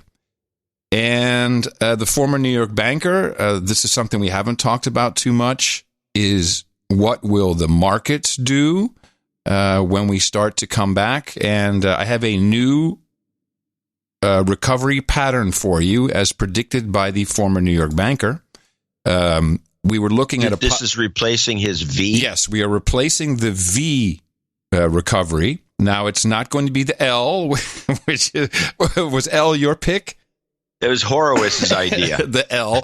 You had the U was your idea. No, the former New York banker goes from a V recovery to a checkmark recovery. It's going to be a V and it won't stop going. Well, if it starts going up past a certain point, past the old high into 30,000 range, it should go to 40. Yep. So he says checkmark recovery. Yeah, well, I'm glad he's so confident in that. When does it begin? Stand by. The longer we wait, the more it's likely to be the L. And with that, I'd like to thank you for your courage and say in the morning to you, the man who put the C in celebrating 68, John C. Dvorak. Well, in the morning to you, Mr. Adam Curry. Also in the morning, ships and sea boots on graphene, the air subs, and the water, and dames and nights out there. In the morning to our troll room at noagendastream.com. We do a quick troll count here, see what we got. Whoa! Oh, we haven't quite hit the 1960 again today. Nice. Wow. Good to see you, trolls. And there's a lot of them in there. I see some new trolls. Welcome. NoAgendaStream.com is where you can listen 24 hours a day to the best podcast, no interruptions, no commercials, no commercial interest. It's our media tribe. We have overlap. You will enjoy it. Come in, hang out with the trolls, NoAgendaStream.com. And while you're there, ask someone for an invite to NoAgendaSocial.com. Oops. Hold on a second. My headphone just came unplugged. And hold on. Well, I can give you out. But he's trying to plug himself back I can't in. Seem to.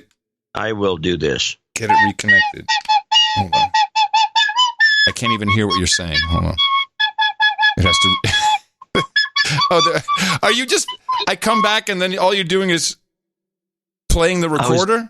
I was doing a song, yeah, for the people. That was so weird. Because I'm completely deaf with this thing with these ear tubes in, so I couldn't hear any. I couldn't even hear myself. All right. Anyway, I was going to say, get yourself an invite to noagendasocial.com. Of course, anyone can interact with it through any federated Mastodon system, which includes bigger outfits like Gab, and Twitter can't be far behind. Trust me. That's noagendasocial.com. But first, before we go any further, we'd like to thank the artist for episode 1230. We titled that Avocado Cartel because, boy, there is one. The art Who knew? Yeah.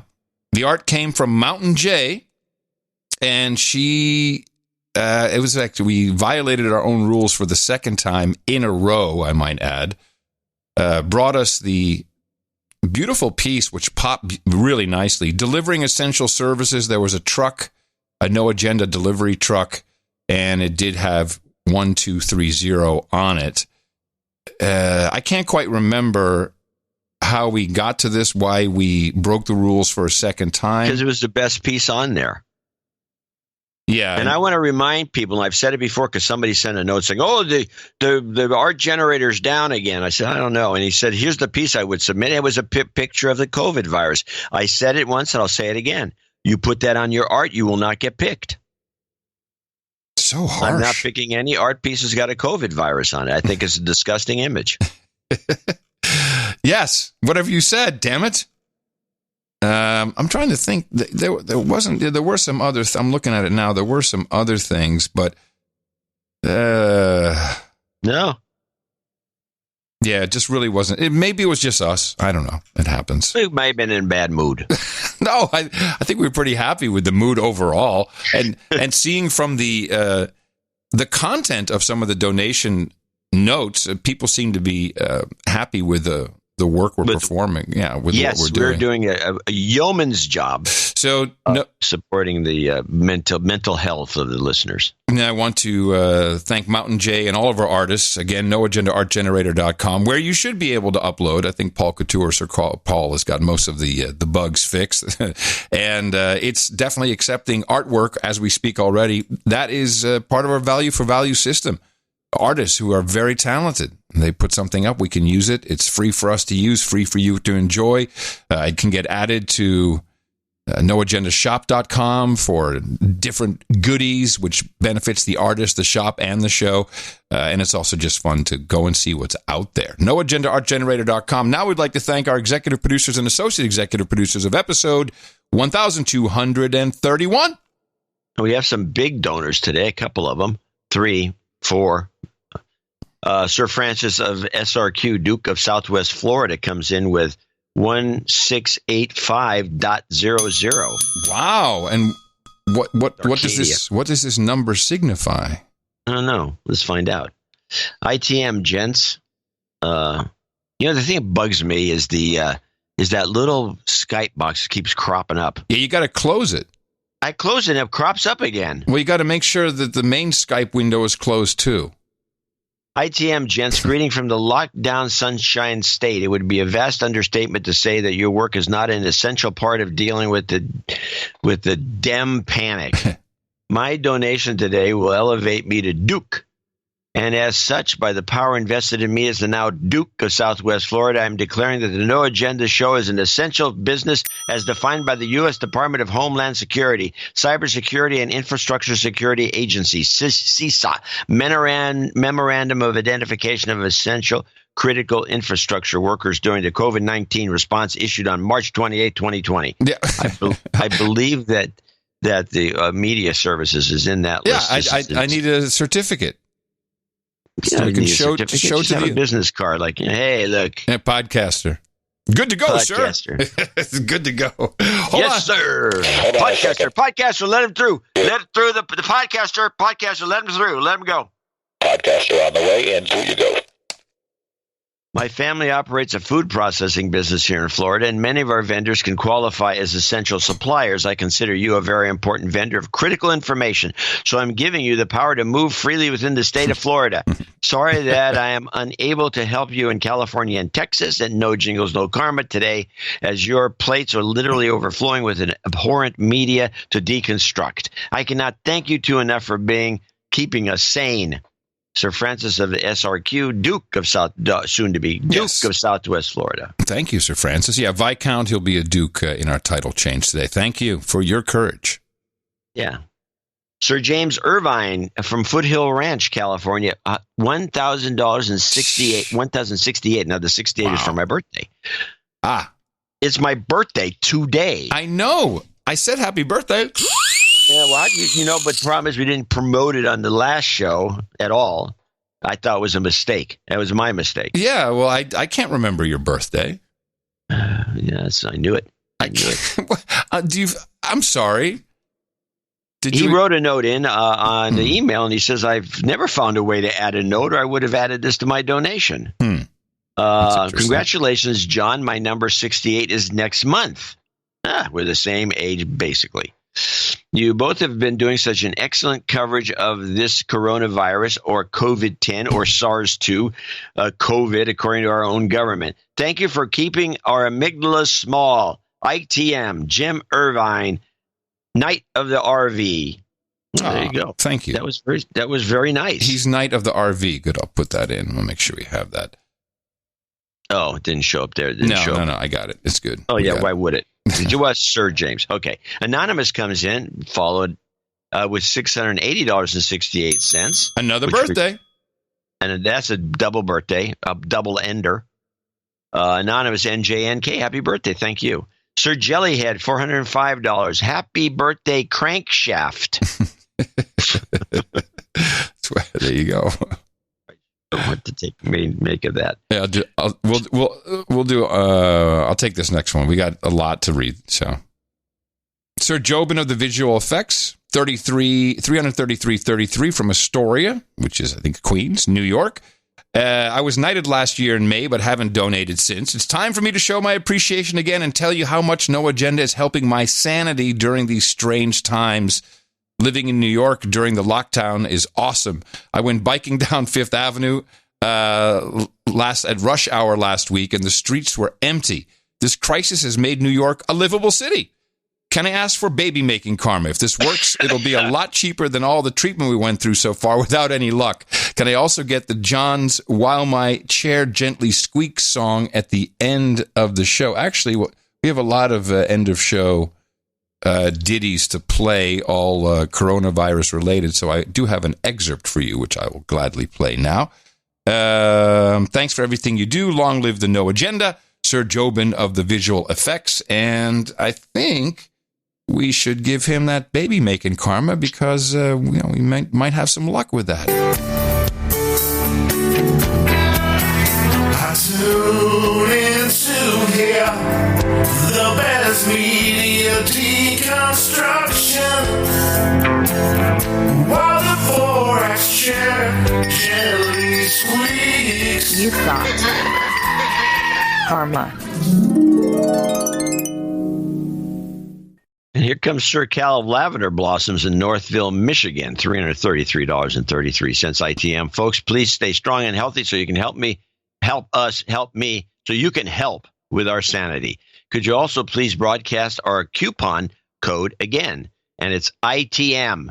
As I see lots of support from the No Agenda community, thank you for that. CalLavenderBlossoms.org. Sir Cal and the team. Jason D. Howard from Pittsburgh, Pennsylvania, $333.23. ITM, says Jason, I'm trying to keep this short and sweet so you can get back to some more good stuff. I just want to say I really appreciate your independent and brutally honest analysis as well as your courage during these interesting times.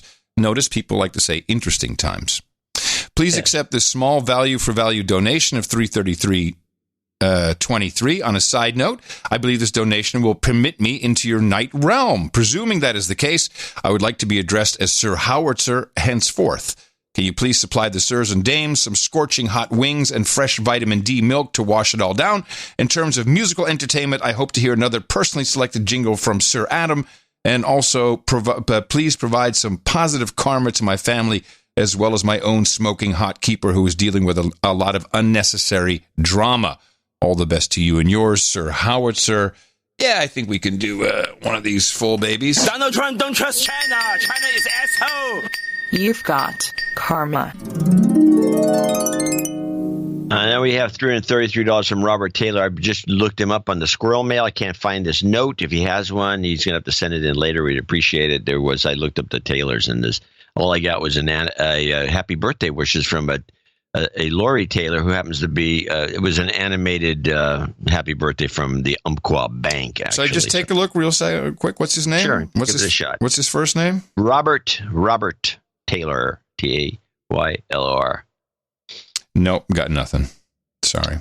Sir Kevin Strange in Norwich, Norfolk, UK, 333. Thank you both for your courage and service. The last few weeks of the show have been outstanding. The critical thinking skills you helped me develop over the years have kept me both calm and prepared during this time of media-fueled crisis. Hence, my value-for-value donation before all my money is worthless due to hyperinflation, which, of course, is not going to happen. Nope. I now speculate that Kung Flu is either a malicious lie propagated by the government so they can overreach on the stupid slaves to achieve their totalitarian tiptoe to the New World Order. Universal basic income and sovereign sky space-based digital cryptocurrency. An incompetent government overreaction to new tests, and they believe their own computer modelers BS because it suits their own money and power grab. Hold on, stop here. While that all may be true, it's not this time around. Big things happen, they take little steps. The other speculation, a Chinese bioengineered weapon that has the LNS strains as well as the same 3 to 6 month average incubation period of HIV/AIDS without drugs. That governments know will have devastating effects on the masses in 1 to 4 months' time, which is why they are preparing emergency hospitals and militarized police state lockdown. I am hoping for option 2. Not me. It doesn't sound good. Yes. Well, hey, we have this is a listener that. Okay, let's go with his last point. Boots on the ground info from the UK. My RAF reservist friend received a letter asking him to sign up for 6 months' work and was in a briefing this week at a local air base. My scout leader friend has been called up to the Army Reserves to help with Norwich at the Norwich Airport being turned into an overspill hospital. Cheers. And his name is, of course, Sir Kevin Strange. Now surrender, Baron of the GPU. I will mention that we have a friend who works in the National Health Services in the UK. And she reports back that there's nothing going on in her hospital. Yeah, I got a number of those from the UK as well. And I would like to point out, I got a really nasty email from someone. It's probably not a good idea right at this very moment to say the following to someone you're trying to hit in the mouth. If you say to them, they've got all the answers, they've got the best information, they break it all down. Be careful with setting these people's expectations, because they come into the show and then hear something like this, and people don't get the humor right away, and they get very mad and think they've been duped into listening to some whack job show. I literally had someone say, how come you didn't do good information on the last show? You went through all the theories and people hate me for turning them on to the show. Well, if they can't hear that we're running through theories and we said that quite clearly, then, yeah. So just be careful with how you present it to people, because people are very skittish. People are anxious, very anxious, anticipatory. The best anxiety. mode to get people into the show is to lock them in the car, drive them long distances over and over again, and make them listen to the show on the radio because you like it. Yeah, then they maybe pick it up and realize that some of the stuff we do is we're not gloom and doomers by our natures. No. And so we will reflect that mostly in our coverage. So with humor. We have humor. There's humor. We got humor. Got humor, stuff like that. So Sir Kevin Strange will become a is a title change? No, he's just a baron. He's a baron. He goes from baronet to baron today. Okay, great. Thank you. And he's now surrender. Got it. Get it? Yep. Got it. Daniel Sheets in Winchester, Virginia, 333. He needs a de-douching jobs karma. Screaming goat. It's been over a year since my last donation. I'm leaving the medical field after 11 years to focus on building my own business. Love the show, and happy birthday, John. You've been de-douched. Jobs, and jobs. Let's vote for jobs. You've got karma. Yeah, you're up. Dame Melody Fugazotto. And she, who knows where she is. The family has been torn apart because of the coronavirus. And she says, of course, she is the much better half of Sir Dave Fugazotto. I'm new at this compared to my better half. He donates on his own, so this is from me and Dame Isabella. Sorry we missed the meetup last weekend. Please de-douche me? XOXO, you bet. You've been de-douched. That's so kind, Melody. Thank you. Dame Melody Fugazotto, everybody. And Dame Isabella, so we'll put them both in the credits. And she gave $333. Thank you so much. Very, very kind. Janosch Moser from Deutschland, Germany, appears, $300. Shalom, 7 statements from, Shalom, it says. Interesting. I don't know if that's supposed to be shalom or not. 7 statements from an ancient gospel translated into no agenda language. 1, there is no agenda to this universe, and we are all born as douchebags. So please de-douche me.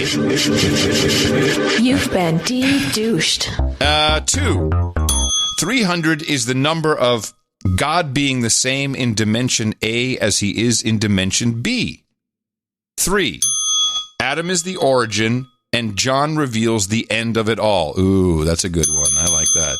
Yeah. Number 4, 97.4% of mankind are NPCs. That means 97.4% of me and you too. Because this world wouldn't be playable without this demonic basis of individuality. Very deep. 5, Jeffrey Epstein didn't kill himself. 6, God appears to be an old white male, but he still loves every single one of us equally and even all of us together. 7, ultimately, all amygdalas will be healed. Goat karma to all producers of this universe. And that's from Jack Januso. I'm sorry, Janusz. Did I read that wrong now? Janos Moser. Yeah, Janos Moser. There we go. $300, by the way. $300. Yes. Okay. Let us give him some goat karma. You've got karma. All right. Next is Amy from Wine Country in Healdsburg, California, $300.33. Please recite the following message. Dear Cool Cat John and equally cool kitten Adam, thank you for deconstructing the BAAS. Feel free to insert ISO of sheep, or the bass of the media sheep, and presenting us with the facts. My smoking hot hubby hit me in the mouth last fall.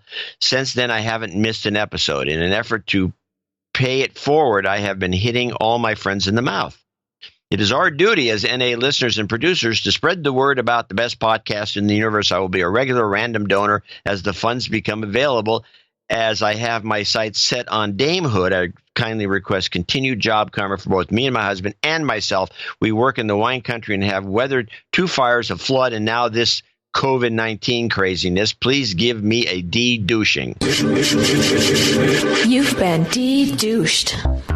Now, to make Adam's life miserable, she does have some jingle requests. Luckily, they're not outrageous. One of them is "Don't Eat Me, Bo Jiden," and that, which is the little girl one. And then Klobuchar's "Pretty Good," and followed by "That's True," which I could actually do if I was just going to ad-lib the whole thing. Well, so you got, yeah, no need to ad-lib, and it's a jobs karma, correct? Yes. Don't eat me, Bo Jiden. You're scary. So scary. I think that sounds pretty good. That's true. Jobs, jobs, jobs, and jobs. Let's vote for jobs. You've got karma. And that's how it's done. Yes. We moved down to the associate executive producers. You can take the first one. Yeah, Jack Januso from Glendale, California, also paying tribute to my partner in crime with a $268.32. Happy 68th birthday to John and 32nd to myself, he says. It's time for my yearly donation to No Agenda.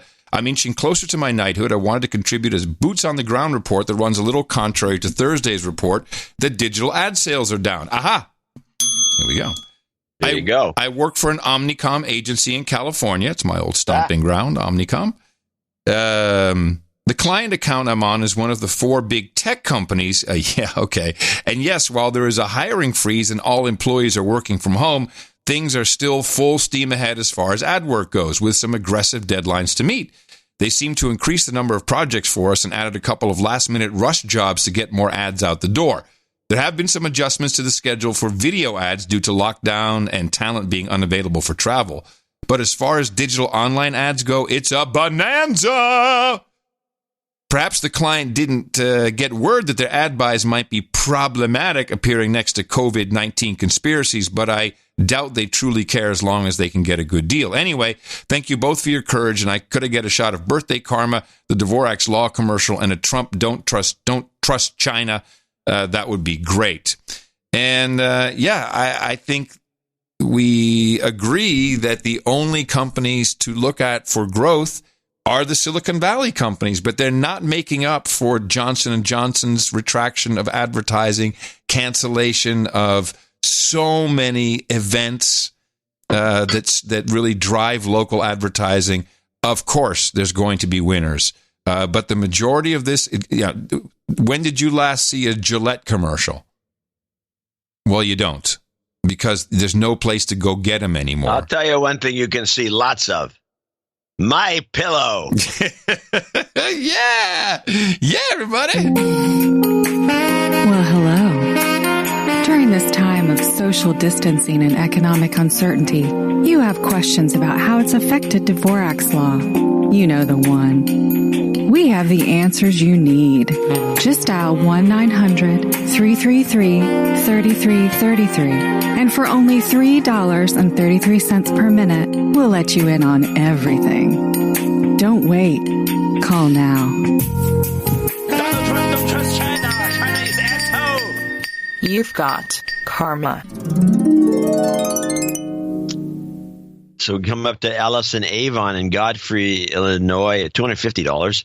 And she has a note here. She says, my husband and I have been listening together since we were both working from home. All right. We appreciate your continued deconstructions, especially now in this crazy Rona world we're living in. However, I don't appreciate his repeated lack of donating, especially since I've mentioned it at least 5 times in the past 2 weeks. I've donated on his behalf twice. And it's his turn. Please call Brad out as a giant douchebag. Douchebag. And while you're at it, call out his brother Matt, too. Douchebag. I'm embarrassed to be related to these two douchebags. Enough is enough. Time to step up, gentlemen. Allison Giacomini in Godfrey, Illinois. Giacomini. Way to go, Allison. And thank you for the handy pronunciation guide. Jonathan Evans in New Orleans comes in with $250, and he did send a note in which I tracked down. And he says, "See if there's any jingles here. I should surprise you." It does. It's helpful. I don't see anything yet. Right. Okay, no problem. In the morning, John Adam donation completes my journey to knighthood. There's something you can deal with. Jonathan now going Evans. to be known as this is Jonathan Evans is going to be known as Sir Double Bladed Splice. Sir Double Bladed Spice. Excellent. Splice. Like Old Splice. So I wonder what that refers to. Old Spice, but it's Splice. I discovered the show about 2 years ago and was immediately hooked, even though I managed to hit my smoking hot girlfriend in the mouth so hard, in fact, that she's often listened to the new episodes before I have. Even managed to hit her. Okay. I work primarily as a film editor in the TV industry. About 6 months after discovering the show, I landed a gig shooting satellite news interviews for cable. CNN, MSNBC, Fox. He's working on one of those independent operations, I'm sure. I've even had a couple of interviews I shot, played on No Agenda. Wow. Most recently of James Carville clip from a month or two ago about a Democratic primaries. This firsthand experience working in the media in tandem with the expert analysis found on the best podcast in the universe has made for a very interesting education.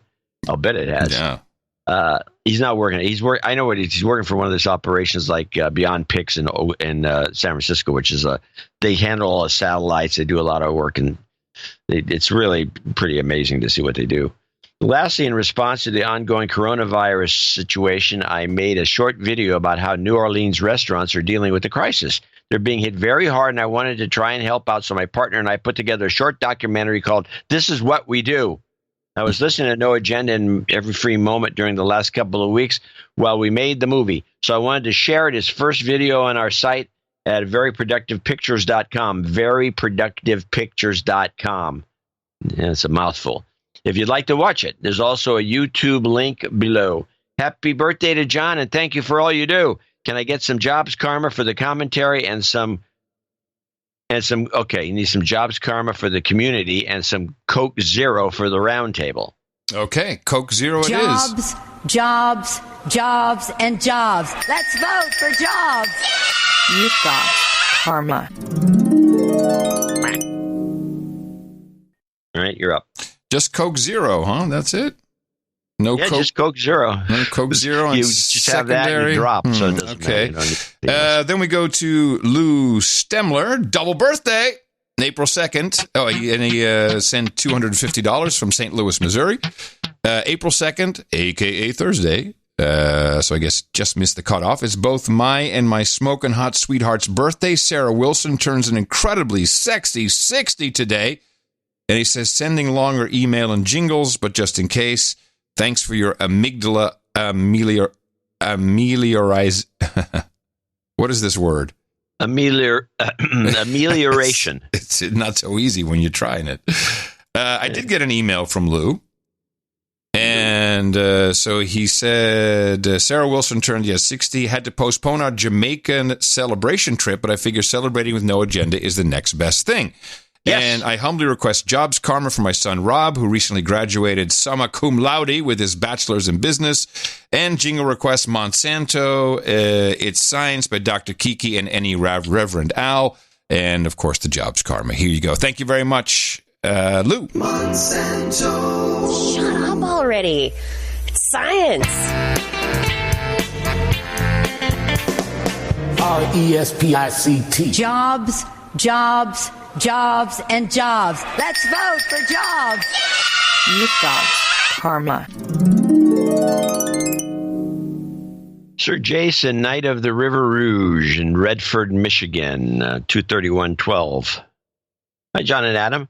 I would like to donate this to make my wife, Mary Guillette, an associate executive producer for show 1231. Please make a note. Yep. With my donation since 2015, this should also qualify her for a damehood. Wow. My accounting will be sent via email to John. She shall be known as Dame Mary, Dame of the River Rouge, as my name is Sir Jason, Knight of the River Rouge. We live in Redford, Michigan, all by the River Rouge. No kidding. I'm sensing a theme. We would like some karma for this time of trouble. Thanks for everything, Sir Jason, and soon to be Dame Mary. Yeah, looking forward to Dame Mary. Nothing for the round table? No orders? No nothing? No, doesn't look right. Well, then I will throw in some goat for you right here. You've got karma. Goats ahoy! Fred Albert in San Ramon, California, 22920. Dearest John and Adam, jingles, please. Hey, you elites. China is asshole. Hey, you elites. Hey, you elites. I don't know. Hey, you elites. I think you're going to have to do that one on the fly. I don't think we have anything good. I don't know. Hey, you elites. Maybe we should just try it. Hey, you elites. Hey, you elites. Elites. Yes. China's asshole. Yeah. That's true, little girl, yay, and health karma for the world, even though it feels a lot like hype for a single serving of bat.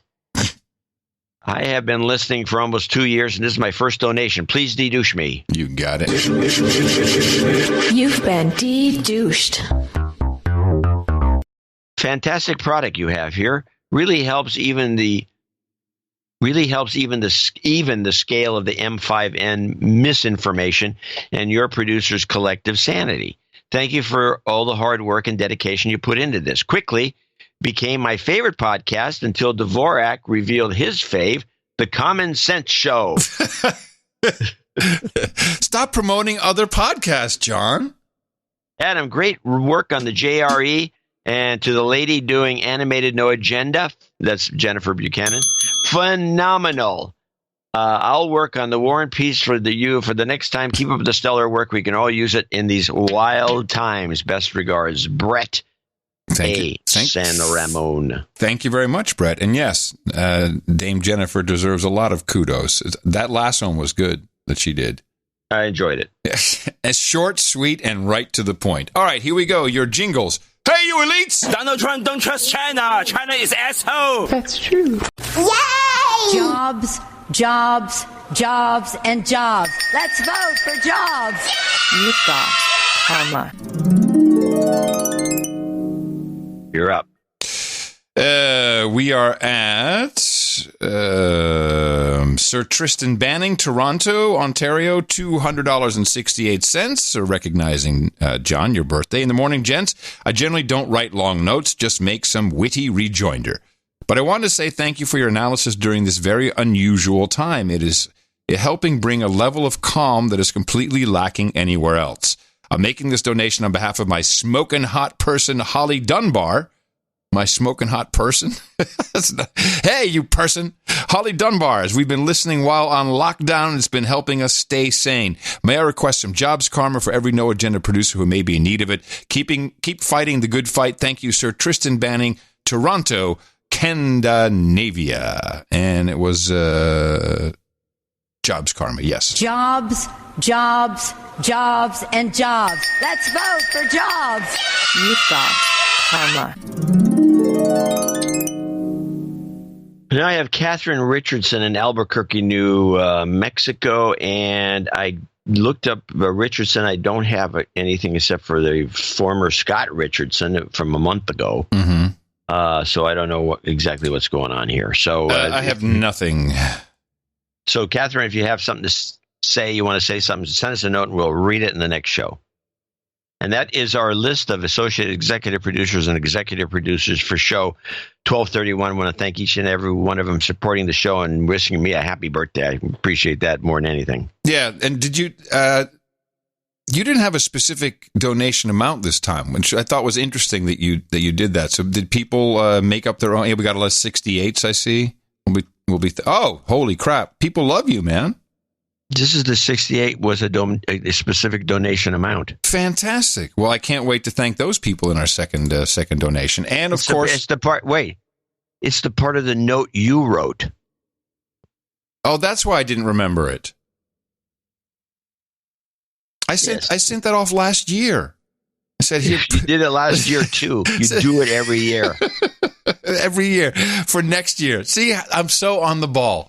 Thank you to our executive producers and associate executive producers. You can proudly display that title anywhere you want to, but please do it where it makes sense, where credits are recognized or appreciated.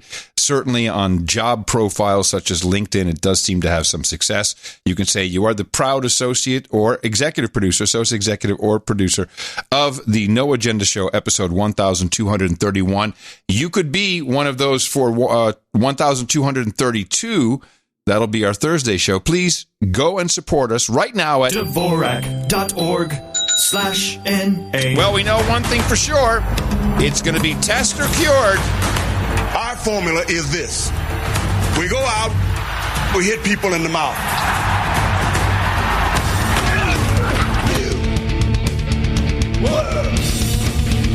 Order. Shut up, slave. Shut up, slave.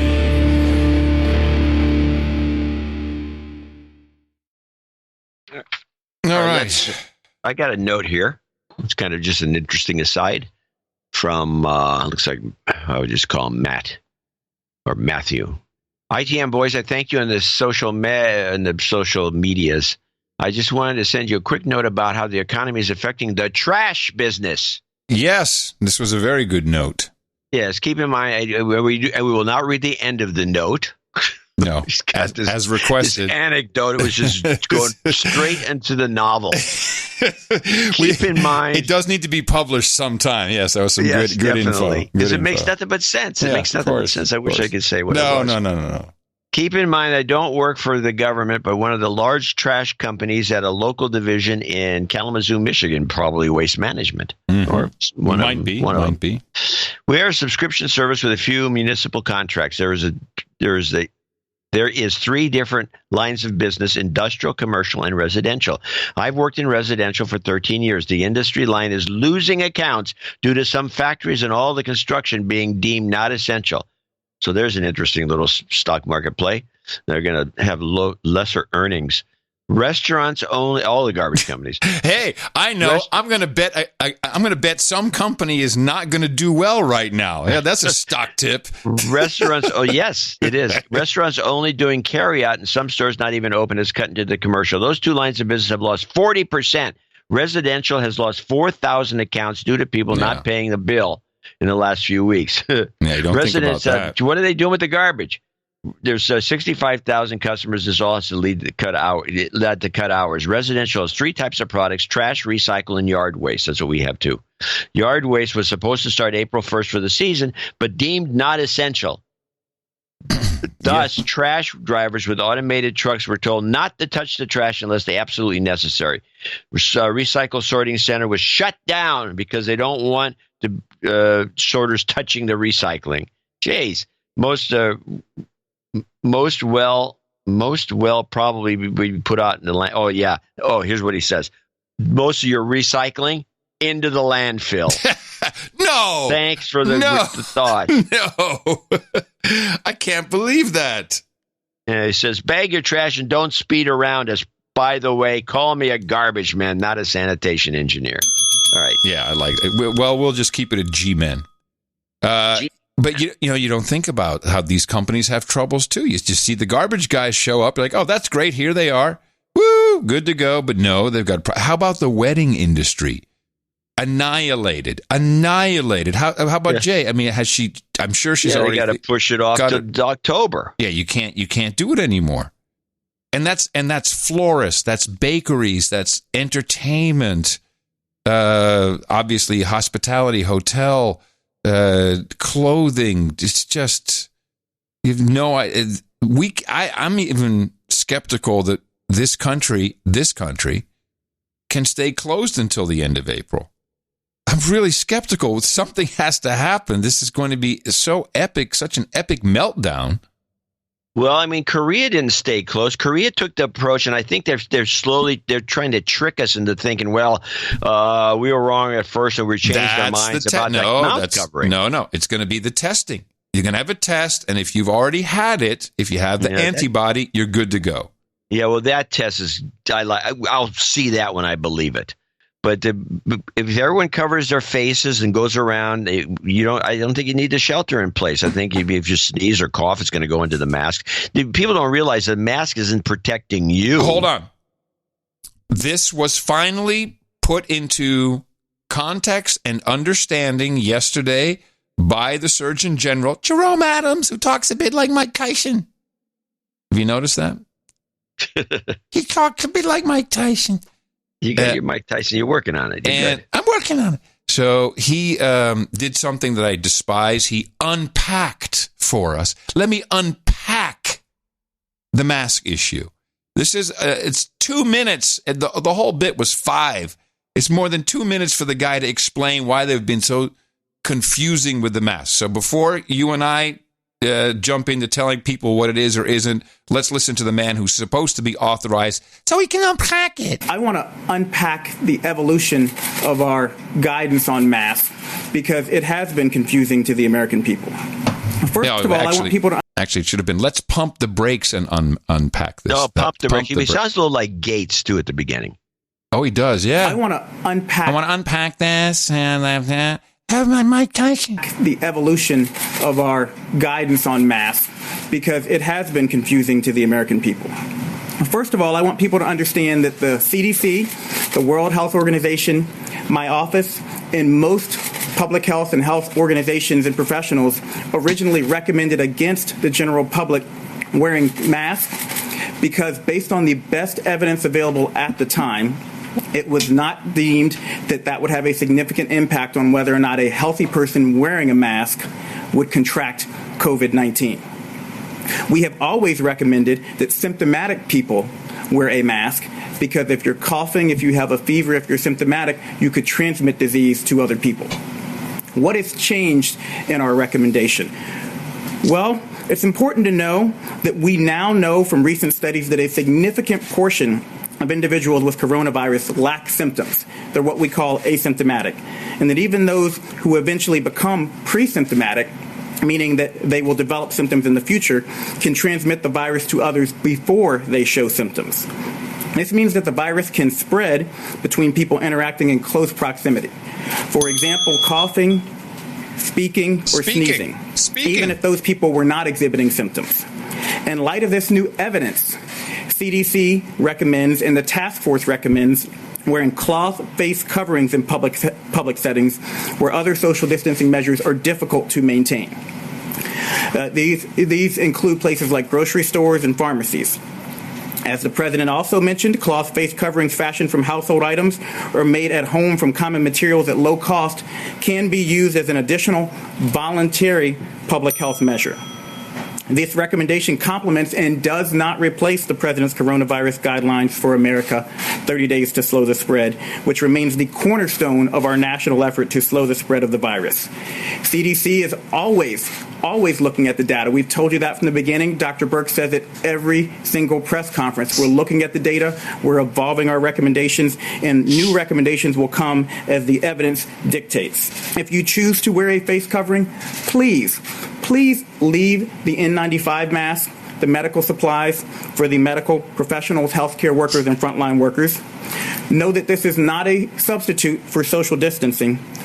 And remember, this is all about me protecting you and you protecting me. So what this results in, and I can tell you that right now, is that if you are outside without some kind of face covering, you will be excoriated, will be given stink eye, and eventually people will yell at you. I think that's eventual. Now, I tested this theory of yours and went to Monterey Foods yesterday. Yesterday. But this is as of yesterday. So yesterday everyone had a mask on except you. 3 people. Did you have a mask? Me and two other guys. Yeah. And I didn't notice any of this stink eye. Nobody cared. We went to, it's happening. It's going to happen. Well, apparently our Grand Duke, Dave Foley, had this problem. Well, I went to Costco. He wrote about going to Costco. We went to Costco, was it Friday, I think? And first of all, there was quite a line. They had the markers for 6 feet. And we're standing behind. Now, everyone in the line, except for the keeper and I, is a zombie. They're all on their phone. And, they like from some peripheral vision, they see the person in front of them has moved up, and then they'll eventually slowly move. So it's, no one's paying attention. So there's big gaps. You say something. It's like, hey, excuse me, could you move up? They just said 20 feet now, so I'm trying to keep extra distance. It's like, would you please not just spout off stuff like that? People are going to get very annoyed with each other.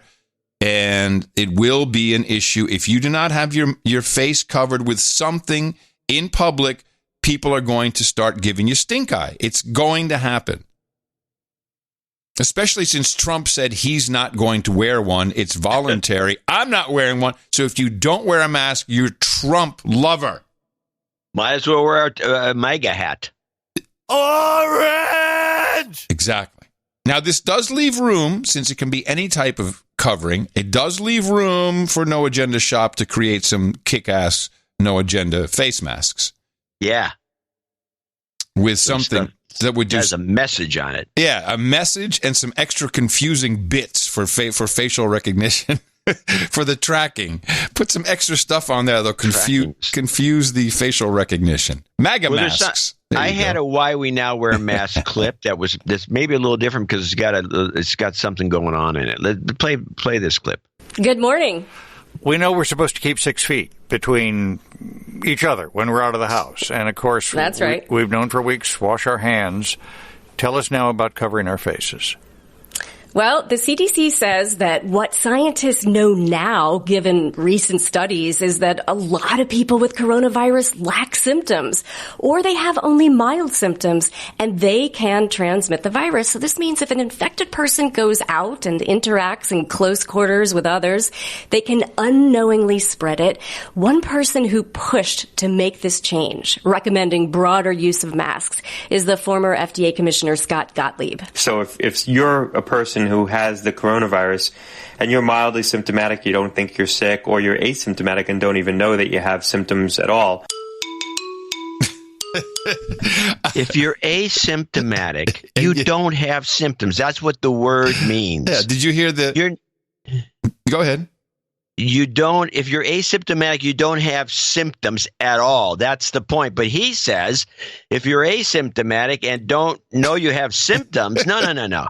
You're not using the word right. So this is the guy who pushed the masks on the public. This is an NPR report, by the way. Of course. This is the guy who pushed the masks onto the public, and he doesn't even know what asymptomatic means. Well, did you hear? Okay. Did you hear our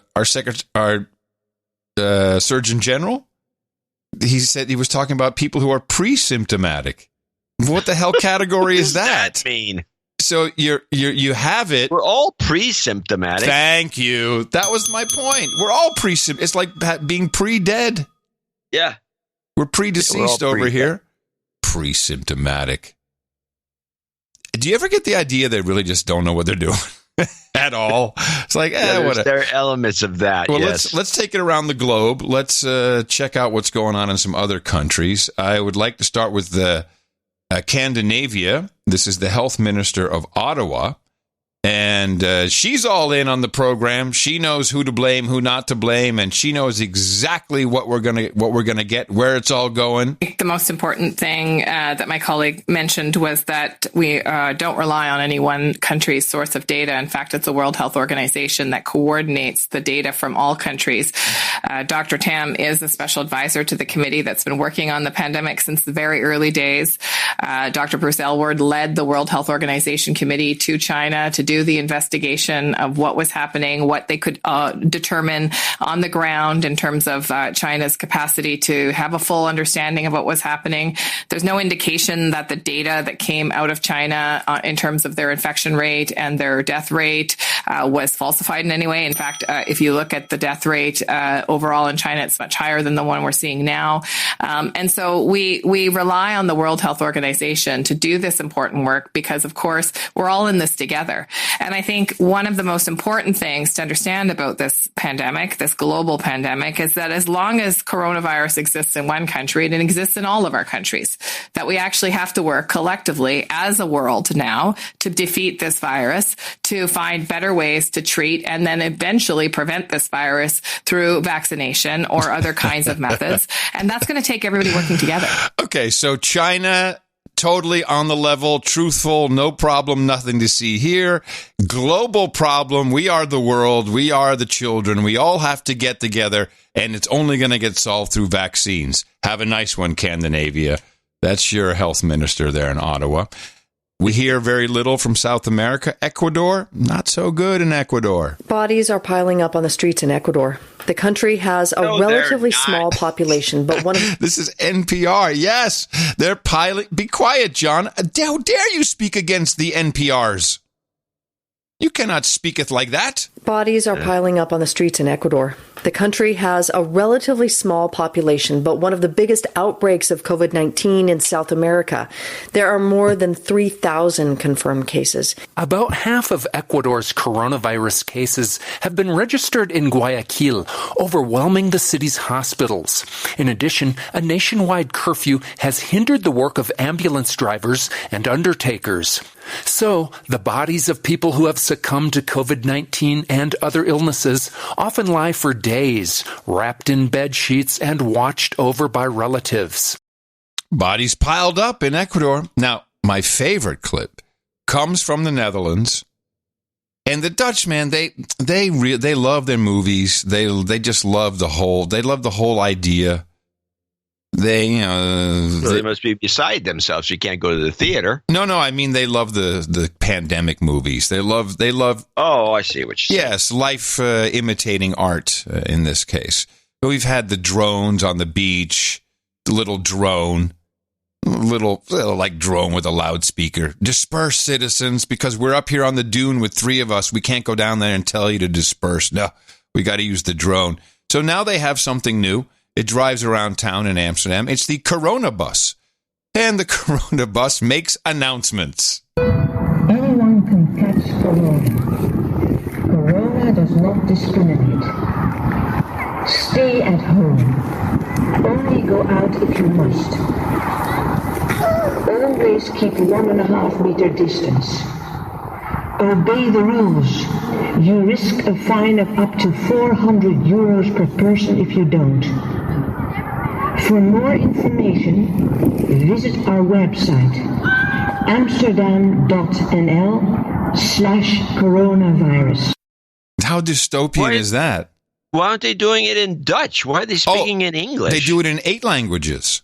8. Did you see the video of the robot in some part of England just roaming down the street yelling at people?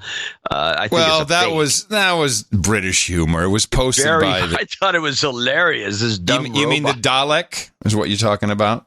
I don't remember. Yes, it's a Dalek from Doctor Who. Oh, or Daltek or Dalek, whatever those things are called. I don't watch Doctor Who. Yeah, the cops put it up there as a joke. No, good for them. I like the humor. Yeah. I don't know. Well, this Ecuador, I'm but I losing had some my sense reports. of humor. I had some national reports, and I ran out of room for the clips. I have a maximum of clips, and so I didn't go into the national. I'll bring those back for Thursday. Yeah, it's reports from all kinds of countries, but everybody's freaked out. What else you got? I got a couple interesting things. I got first of all, this is an interesting. This is the Trump again from this one. The press conference. The last good. press conference was really good. Some good ones. Very entertaining. Lots of clips. And here he is explaining something we've talked about. Nobody else talks about it. Nobody's going to write about it. But we know that Trump is a neat freak. A germaphobe. Germaphobe, yeah. So he misses his face because he can't touch his face. And he washes his hands all the time. And apparently never liked shaking hands in the first place. And talks about it in this clip right here. Let's see if you can't find it. I got it. And some good things have happened. I mean, I don't know. There's one habit that, as you know, a lot of you have covered me a long time before I did this. I was never a big believer in shaking hands. But I decided if you don't shake hands, you're not going to be winning a lot of contests. Right now, I'm not sure you have to shake hands anymore. A couple of people have told me, Deborah, you told me, that if we didn't shake hands, the incidence of flu's a big deal also. And that flu might be cut down in half. Who knew that shaking hands was such a bad thing? I felt it. I always felt it. And, I was never to a point where I can't shake somebody's hand. I knew people like that too, but there weren't too many of them. But when I ran for office, all of a sudden I'm shaking hundreds of hands. And if I don't, I wouldn't even be standing here. But I think that's a custom that maybe people don't have to. We have to get close together. We have to sit together at the stadiums. We have to sit next to each other and wrestle. All that stuff is going to happen. But I think the concept of shaking hands maybe is something that's going to be a little bit from the past. Let's see what happens. Maybe they'll go right back to shaking hands. My last question today. How about that? Yeah. He's jacked up about the possibility we won't shake hands be shaking anymore. hands. He likes that. Did you see really jacked up. USA Today published a pretty interesting story. Trump has been going on and on. I don't know if you have one of these clips about the military had no bullets and the stockroom was empty. I didn't get that one. Well, he's said this quite a number of times that previous administrations raided the stockpile, and USA Today says, it's actually true. The Obama administration failed to replenish the federal stockpile of N95 masks after the H1N1 influenza outbreak in 2009. And nobody's reporting this. Well, it's the USA Today. It's whoever reads that. Okay, me. Well, okay, good for you. Yeah, so it's nice to see someone at least digging in. Wow. Yeah. Yeah, well, there you go. Well, we can crank these masks out, apparently. Well, yeah, not that. Yeah, just right. You can just put a scarf in front of your face. I don't think people realize that this is not the same as where you see Asian people. I'll just say Asians. But you see pictures of China and you see Chinese people with masks on. That's to keep the soot out. And they know that there's soot and all kinds of bull crap is going to be filtered through breathing that mask. With a virus, the chance that you're talking and hanging out somewhere, the virus sticks to the outside of your mask. You go home, take the mask off. It's on your fingers. You rub your eye, done. So it's not quite as simple as just, I've got a mask, I'm doing whatever. Well, again, the idea of the mask is to keep you from getting... from getting other people sick. Should you be pre-symptomatic? Should you be pre-symptomatic like everyone else? That's why you feel good about not wearing a mask at the Chinese store 99 Ranch, because everybody's wearing a mask. So you go in there without a mask, nobody, I feel good because there's nobody's going to be coughing. Wow. And when the woman talked about Wuhan having higher numbers of death, we have to hearken back to when this thing first began about over a month ago, more than a month ago, when you read the letter from our Wuhan man on the street who just berated the Chinese. I wish you could find that. Berated the Chinese in Wuhan specifically for spitting all the time, coughing without covering their mouths, and acting like the Wuhan Chinese act, according to him, which would spread things much faster than if everyone was covered up, which you might find in Hong Kong or elsewhere. It was a very nasty note that he wrote. Yeah, I'm trying to think if I had that. I don't know what that jingle was. That clip was. Yeah, it was a note. Yeah, you read it. Oh, okay. It was just a note. All right. Yeah, you read it. It was a thing. Let's go on with This was a good one. This was Trump talking about Joe Biden, because first he complimented Joe Biden for saying it was the right thing to do, which was to stop the flights from China. Then some reporter immediately chimes in, Joe Biden said he was criticizing you for this and that and the other thing. And then Trump goes a little bit behind the curtain. And I think this is should be appreciated by the public at large, because this is exactly what he says here is all going to be true. Joe Biden actually just attacked you in a tweet. I don't know if you have seen it. He just what? Attacked you. He just said. Well, he didn't write anything. Look, he has professionals from the Democrats Mr. President, writing. let me just read what he said. He said Donald Trump is not responsible for the coronavirus, but he is responsible for failing to prepare our nation to respond to it. How do you respond to that, sir? He didn't write that. That was done by a Democrat operative. He doesn't write. He's probably not even watching right now. And if he is, he doesn't understand what he's watching. But just so you understand, it was very nice what they wrote out. I don't know. They released it at a strange time. Sort of a strange time to release something like that. But he admitted I was right. And if you read the Federalist story, which most of you won't, because you don't want to, but you'd learn something. Because if you go, it goes through a chart, times. I was early. Dr. Fauci, I don't think he's changed his mind, but he said it was a very important step when we stopped China from coming in from the specific area that was heavily infected. We'd have a whole different thing right now. So I don't really know what Joe Biden said. I don't really care. And again, I see every once in a while I'll say something, I'll make a speech, and then it'll be critiqued, and I'll get this beautiful, brilliant critique. Joe Biden didn't write that. Joe Biden didn't write that. He wished he did, but he didn't. Go ahead, please. Back. And you know what they're doing with Joe now? So they've still got him behind his little lectern in his living room, and then I have a voice announcing him so he feels comfortable. Like, hey, Joe, it's almost like the real thing. It's almost like television. And they put an IFB in his ear, presumably to help him along as he screws up the prompter read. There's no control room that needs to speak to him, but oh no, he's got an IFB, the curly cord, and everything. Oh, geez. Just because. Well, I do have one Biden clip you might as well play, which is one of his little mini gaps. I don't know if it's old or new. I think it's fairly new because I think it's in that one of that in context of the bookshelves. But there's a lot more. For example, I think there's more we're going to have to do as we go down the line here. But we're going, for example, additional checks to families should be conditions should be required. But I think there's a minimum of. Anyway, I won't go into all that. Let me just deal with your specific. It's so bad with Joe Biden that Joe Rogan said he would vote for Trump over Biden. Yes, Rogan is a notorious Democrat who would love to vote for Bernie. We know that, but well, a lot of people would love to vote for Bernie, but the Democrat Party is not going to put Bernie in there. He's not a Democrat. He's going to screw up the money flow. It's all that really matters. The down ballot's going to be bad enough as it is without no money. And so that's that. It's just simple. Just forget Bernie. These diehard Bernie fans, can't you find somebody else besides Bernie, some actual Democrat?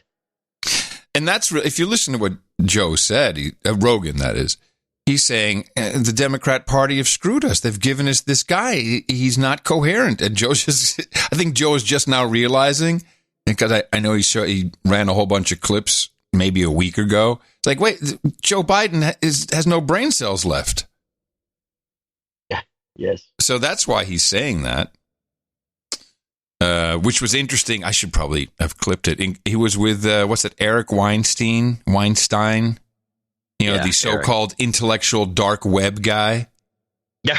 Well, he is the go-to intellectual for Peter Thiel.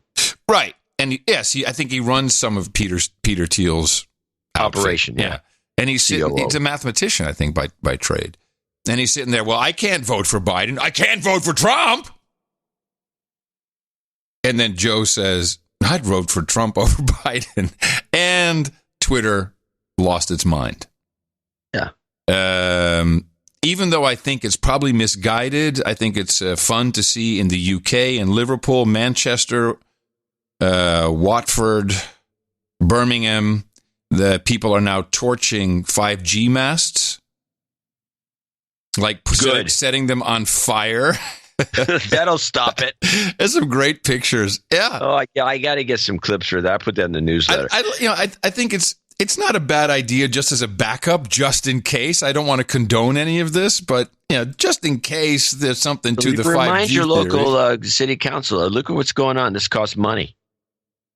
What it's a nuisance. It's a public. These people burning these poles down. Yeah. That costs money. Yeah. Well, remind your city council this is what's going on. You should probably think twice about putting any of these installations in. It's going to cost the taxpayers money if you have to repair them every 5 minutes because some maniacs are burning them down.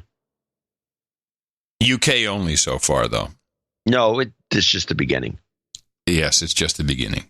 We haven't really seen any polls around here in the United States. We have the phony 5Gs. They're trying to ease it in with 5G. It's not 5G. No. Well, T-Mobile, it's not 5G. It's not the T-Mobile is using the 5G protocol, but they're using the older frequencies, lower frequencies. It is 5G. It's a 5G protocol. I'm sorry, I got to correct you. No, but it's not what the real 5G is high frequency. It's pre-5G. It's pre-5G, exactly. It's pre-5G. It's bull crap. I'm going to show my support by donating to No Agenda. Imagine all the people who could do that. Oh yeah, that'd be fab. Yeah, on No Agenda in the morning. And yes, we do have a few people to thank, including starting with Don Silva in Iwa Beach, Hawaii. And he actually wrote, he did send a check with a note, which I wanted to read. It's very simple, very short. Thank you so much for the many years of news analysis. I never miss a show unless my computer is down, and that never happens. My appreciation for your coverage and all of your tips. Aloha, Don. Yes, thank you, Don. Aloha, Don. Thank you. Aloha to you.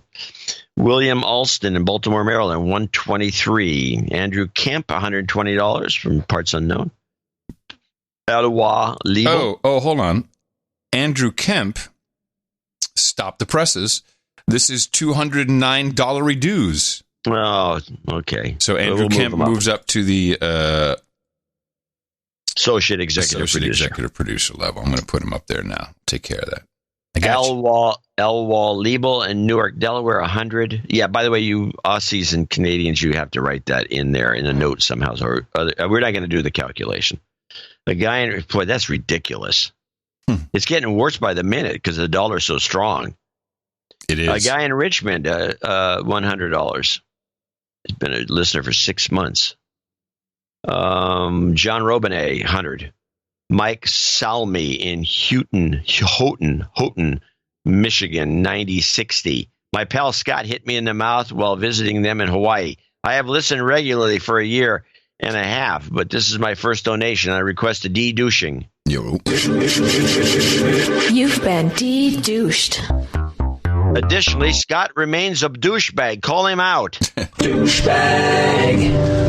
Sir Herb Lamb of Earl of George is in for 8008 in Sugar Hill. He gives me a happy birthday. Baron Kevin Thomas, also a happy birthday note.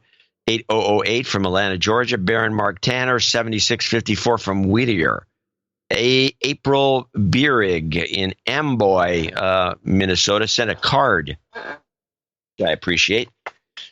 Cute little card. Dear John and Adam, I'm writing this wearing gloves to keep my favorite podcasters safe. Thank you. Thanks for the sanity. Thank you. Thank you for protecting us. Yeah, that was nice. Tara Reese in Urbana, Illinois. I do not have her note. And I should, but I don't. Urbana, I'll take care of that later. Jim Zukal in Beverly Hills, California, 6969. Lily Brown in Portland, Oregon, has got a birthday she's doing it on behalf of her smoking hot boyfriend, Devin Warnock, 6969, has got a birthday. David Winchester, 69 in Tualatin. Do one better, you old fart from Chimwester from Tualatin. Pronounced Tualatin. Okay. Colin Ayers in Blissfield, Michigan. Happy birthday. And now we have the official birthday names. And if you would just read the names and locations, better you than me in this situation. Okay. And I would appreciate it. Okay. And if you want to grab any of the notes, let me know. Yeah. Bobby Scram. Goat karma at the end of the for him. I'm sorry? You get a little goat karma at the end for him. For Bobby? Okay. Yeah. He's in Dubuque, Iowa. 68 for John's birthday. Dame Nation from the Cascadia Subduction Zone. It was an anonymous Dane. Aaron Groen, or Green, depending how you want to say it, Omaha, Nebraska. We have Mark M., Arvada, Colorado. Chris Roald Tengesdal in Norway. Kristianstad. Ray Jacobson in Ashland, Virginia. Christopher Pauley in Verona, Wisconsin. Sir John Knowles, Baron of Murfreesboro, Tennessee, $68 for John's birthday. John Schumann in Madison, Wisconsin. Ned from Trinidad and Tobago. Hello, Trinidad and Tobago, Freeport. Sir Craig Porter, Portland, Oregon. Dominique Gobel in Calgary, Alberta. Christopher Kessler in Marshfield, Wisconsin. Sir Dave Fugazzotto, Duke of America's Heartland and the Arabian Peninsula, of course, checking in as we'd expect him to. Thank you, Sir Dave. Nicola Hanna, Mount Vernon, Ohio. Darren O'Neill. Hey, is that the very own Darren O, who says, happy birthday, JCD. I hope you have a great day on lockdown. Please add me to the birthday list as well. I will be the big 5-0 on Wednesday. Podcasters don't get older. We only get better. Uh-huh. Darren O'Neill, of course. Darren does pre-stream for the show, does so much. Lots of artwork. Alistair Jeffs from San Carlos, Virginia. Callan Nistor, Northville, Michigan, no stranger to the show. Happy birthday, JCD. Josh Mandel from Greenville, South Carolina. Happy birthday to John, and a birthday call out for his 40th on April 8th on the list, Sir Josh. Sir Hank, Duke of New York from Kew Gardens, New York. Randall Curry, no relation. Bo Fazio in Thibodaux, Iowa, $68. Kenneth Lieberman Jr. in San Diego, California. Sir Patrick Coble, the Baron of Tennessee. I think he's Duke of the South by now, but and he says, Merry birthday, sir. Sorry for the delay in my last donation. Since the Delray Beach meetup, a couple clients are doing cost containment and let me go, and some others are booming with secure remote access, ruling things with Citrix and VMware. Jobs karma if you can. Put that at the end for you, Sir Patrick. Birthday wishes to you, John, from Joe Harden from Bay City, Michigan. Wesley Clark from Stanley, North Carolina. Sir Bates in Minneapolis. Sir Code Monkey, Baron of Data in Renner, South Dakota. Alex Lesh, 68. Kevin Smith, Cerulean of the Peach Orchard in Sunnyvale, California. Sir Lastro, Black Knight of the Ninjas in Belvedere, Texas. Alan Solomon in Basel, that would be in Switzerland. Sir Jin, Watcher of the Stargate, Protector of the Fish, from Westford, Massachusetts. By the way, I completely forgot to promote last night. At 10:45 Eastern Time, there was a mass meditation event as the Astral Stargate was going to open. Yeah, Christina alerted me to this. Yes, and so there were millions around the world meditating for positive outcome of the coronavirus, and it went right into the Stargate. $68 and happy birthday to you, John, from Sir Jin, Watcher of the Stargate, Protector of Fish. Sir Jeffrey Steckroth from Norfolk, Virginia. Brent Bengtson, $68, parts unknown. Jennifer Gardner. David Hominy from Broken Arrow, Oklahoma. Dan During in Eolia, Missouri. We have a good call out on David Hominy. Oh, you're right. Been listening ever since my old buddy Joe, a.k.a. Earl Walkman, punched me in the mouth, we say hit, and called me a douchebag twice. Can I get a de-douching, yes? You've been de-douched. And can I call out my wife as a douchebag? Douchebag. Not a practice we recommend, but yeah, absolutely. Thank you very much. Onward to, let's see, we had Sir Josh. Sherry Maxim. Is that where I was? Sherry Maxim from Castle Rock. Again, we're at $68 for John's birthday. Catherine Sutton, Fairfield, Connecticut, surveilled in FEMA Region 4, Palmetto, Florida. Nicholas Farakis in Baltimore, Maryland. Patricia Hansen in Portage, Michigan. Sir Josh Knight of Southeast Texas, Dayton, Texas. Joshua Schmidt from Norwood, Young America in Minnesota. And we have Sir Quidjiboo from Luxembourg. Happy birthday to John. And long live the best podcast in the universe. Please put me on the birthday list for April 10th. Sir Quidjiboo, you'll be on it. Sir Brian Tobiasen from Gardner, Kansas. Sir Matthew Januszewski from Chicago, Illinois. And those are our 68s. We have one straggler here, Chuck D. from Mesa, Arizona.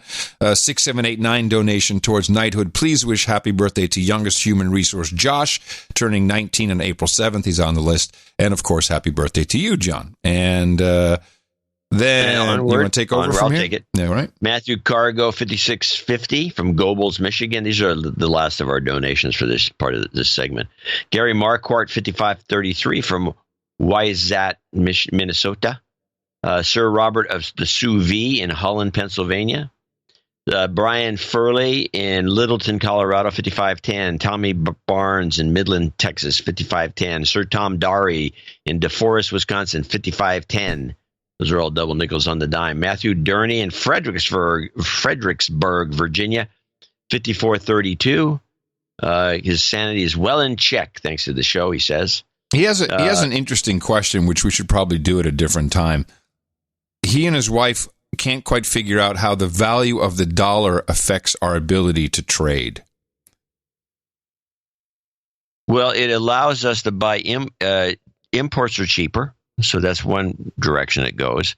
And it allows us to rebuild our infrastructure to start doing exporting. And the dollar will go up and down. And when it starts going in the other direction, then our exports become cheaper. So the idea is buy cheap stuff from other countries with our relatively strong dollar, build up infrastructure, turn around, make the dollar crap, and sell everything. Is that the basic idea? Okay. It's a little slower process. Economics 101, people. But you can also buy, for example, foreign companies cheaper. That's right. Yeah. So you can start buying. When the dollar's weak, you see the Chinese money coming in. They're starting to buy. They'll buy that city. I mean, during that era, the Japanese in the 70s and 80s, where they started buying, they bought Rockefeller Center. The Japanese did. They were buying up Hawaii. They were buying up everything because their dollar was so weak and their yen was so strong. That's changed. They couldn't buy me, though. I wasn't for sale. They tried. They did? Really? Sure. No. Of course. MTV. Lord Michael, I'll continue. Lord Michael Gates, Baron of the rest of Colorado in Colorado Springs, 5280. Sir Selverin, Knight in Exile in Silver Springs, Maryland, 5150. Baron Sir Phenom of the Patriots Nation, Appleton, Wisconsin, 5150. And the following people, as we wrap this segment up, I want to make sure everyone gets thanked, is $50 donors, name and location, starting with Bradley Schroeder in Milton, Georgia, Sir Matthew Januszewski again from Chicago, Illinois, James Nickel in Chicago. It's just James Nickel in Chicago, Jason Daluzio in Chatsford, Pennsylvania, Jeffrey Zinneman in South Euclid, Ohio, and last but not least, Baron Allen Bean, who once was in Oakland, is now in Tigard, Oregon. He's moved out of California to the no sales tax state of Oregon, and he's in for 50. We want to thank all these folks for helping us, and the birthday wishes are very well appreciated. Yes, and happy birthday from me, John, to you. Oh, thank you. I'm glad you're still here, man. Well, I'm too. Everybody wins. Anywhere. Everybody wins. It's a big win-win situation. And we also want to thank everyone who came in under $50. This is typically for reasons of anonymity. People have all kinds of reasons, but the big one is the subscriptions, which you can find at Dvorak.org/NA. We have people who support us with a couple of dollars per show or per week or per month. All of these are available at our website. Please go to Dvorak.org/NA. And we want to make sure everybody gets the jobs karma they need. Jobs, jobs, jobs, and jobs. Let's vote for jobs. You've got karma. It's your birthday. Well, of course, we start off with the most important birthday of them all. John C. Dvorak turned 68 years old today. It's on a show day. I mean, could it be any better than that? And thank you all for celebrating with us and with him. Also celebrating today, Jack Janusto turns 32. Lily Brown says happy birthday to her smoking hot boyfriend, Devin Warnock, who'll be celebrating on the 8th. And Tim W. says happy birthday to his 5th human resource. It's his 14th birthday. And we say happy birthday from everybody here at the best podcast in the universe.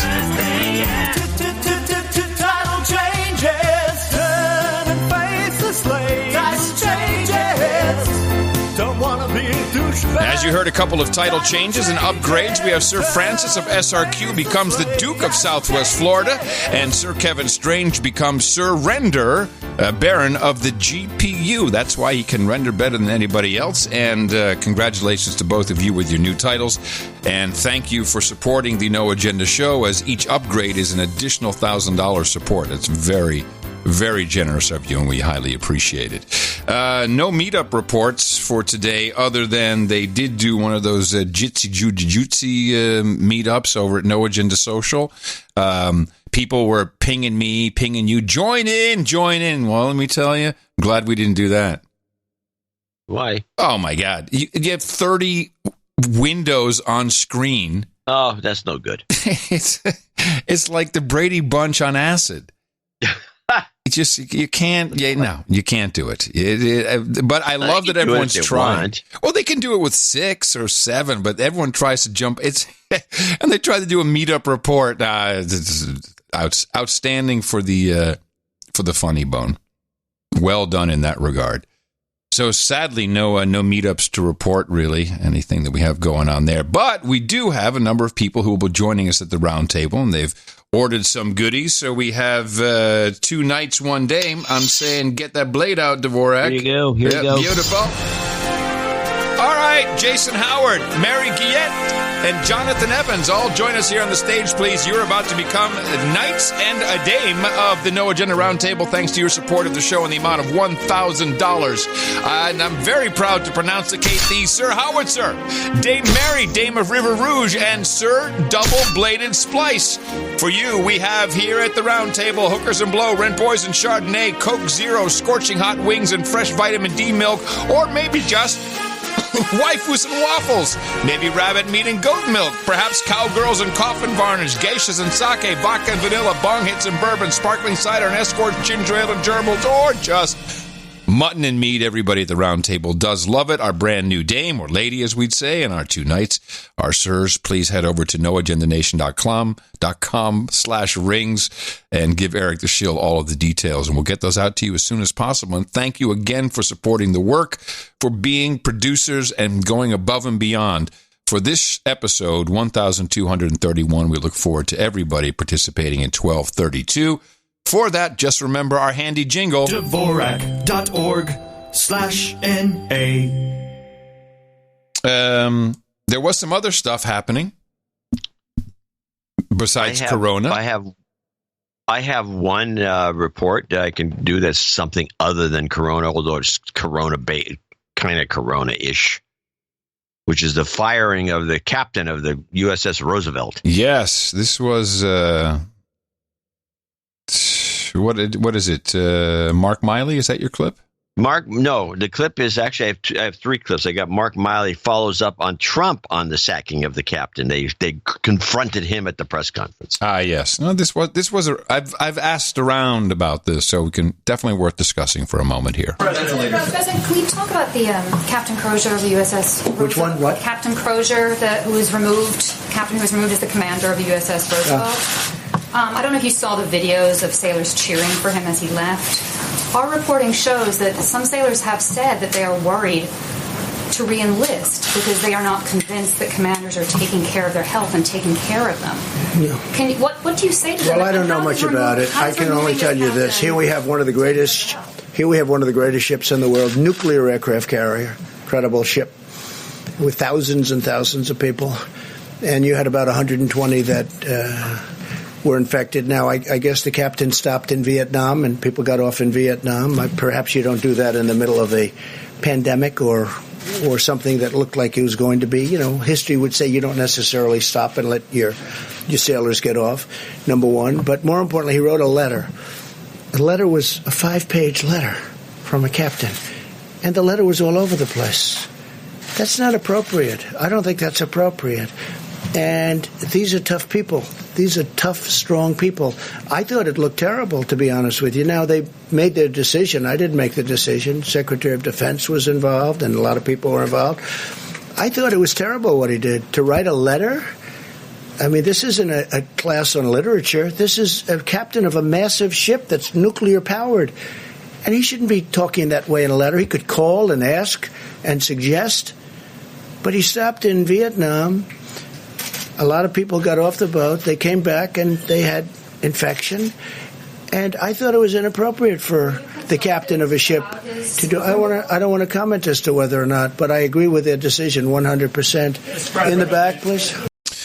I did inquire about this situation.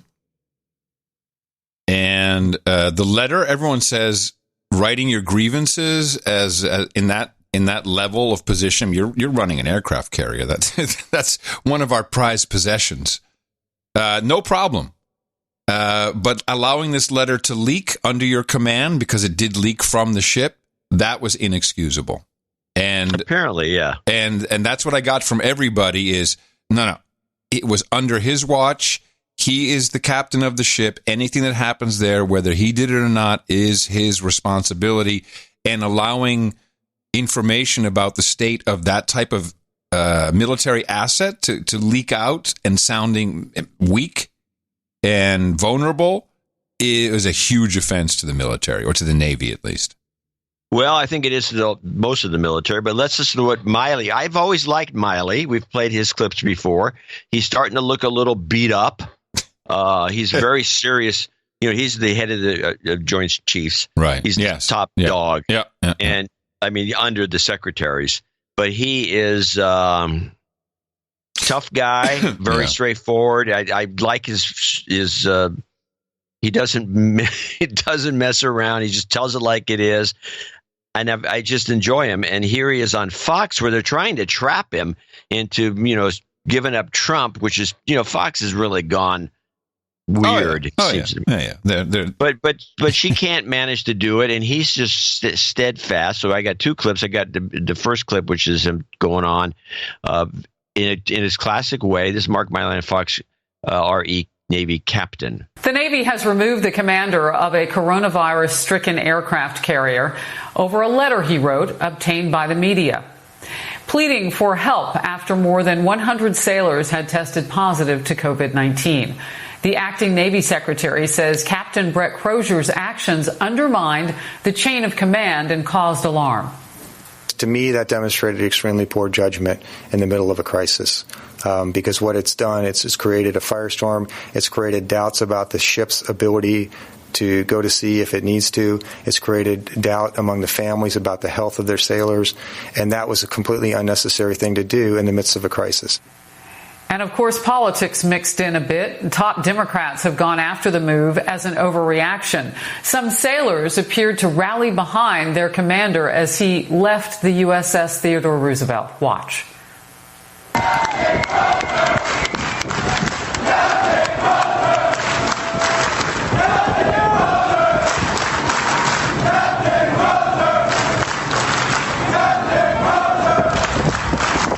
Joining me now, Chairman of the Joint Chiefs of Staff, General Mark Milley. Sir, thank you for being on the program, taking the time today.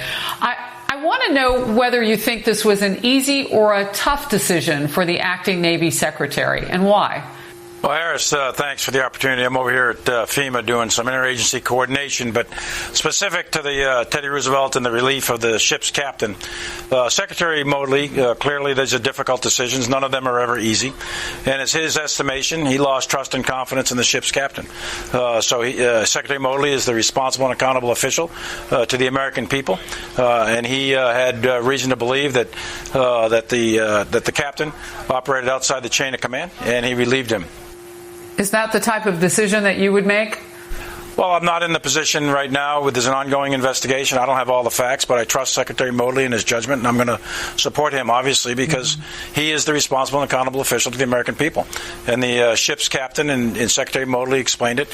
He thought he operated with poor judgment in a time of crisis, and he operated outside the chain of command. So he relieved him, and we're going to move on and make sure that the sailors of that ship are taken care of and that the readiness of the ship is back up to speed. And we're going to continue to focus on responding to the needs of the American people for COVID-19.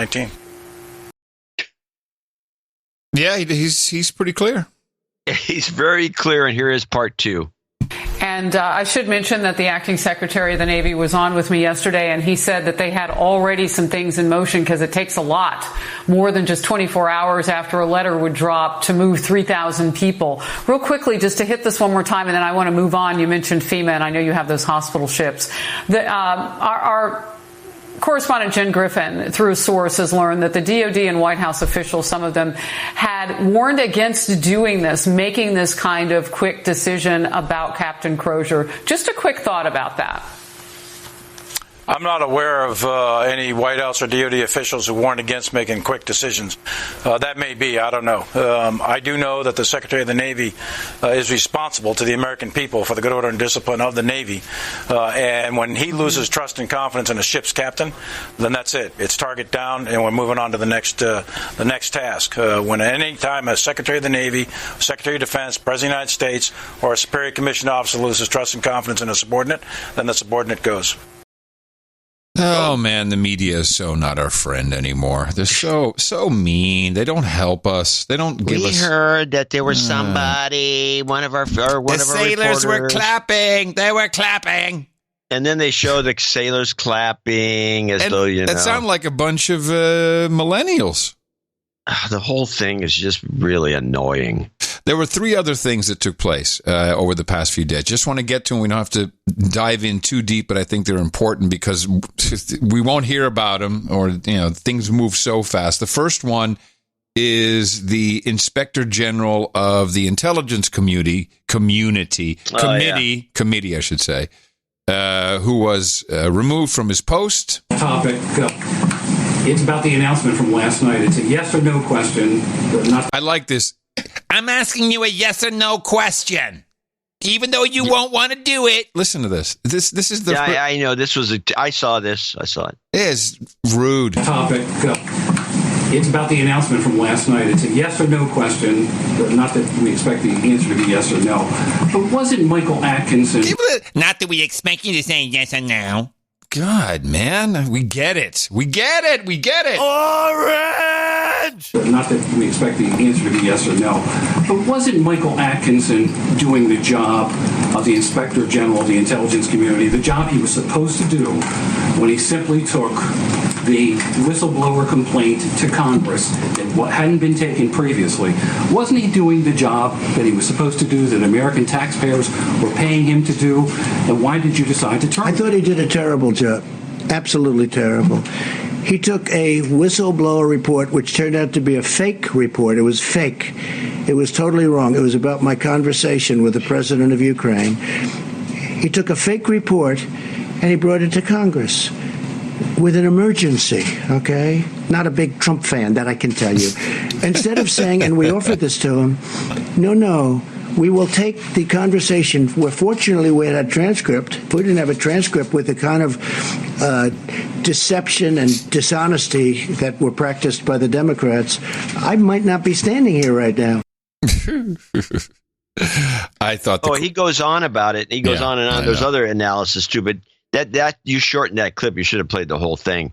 I don't know if I have it, but I do have the NPR. If you want to hear the liberals NPR slant, yes, of course.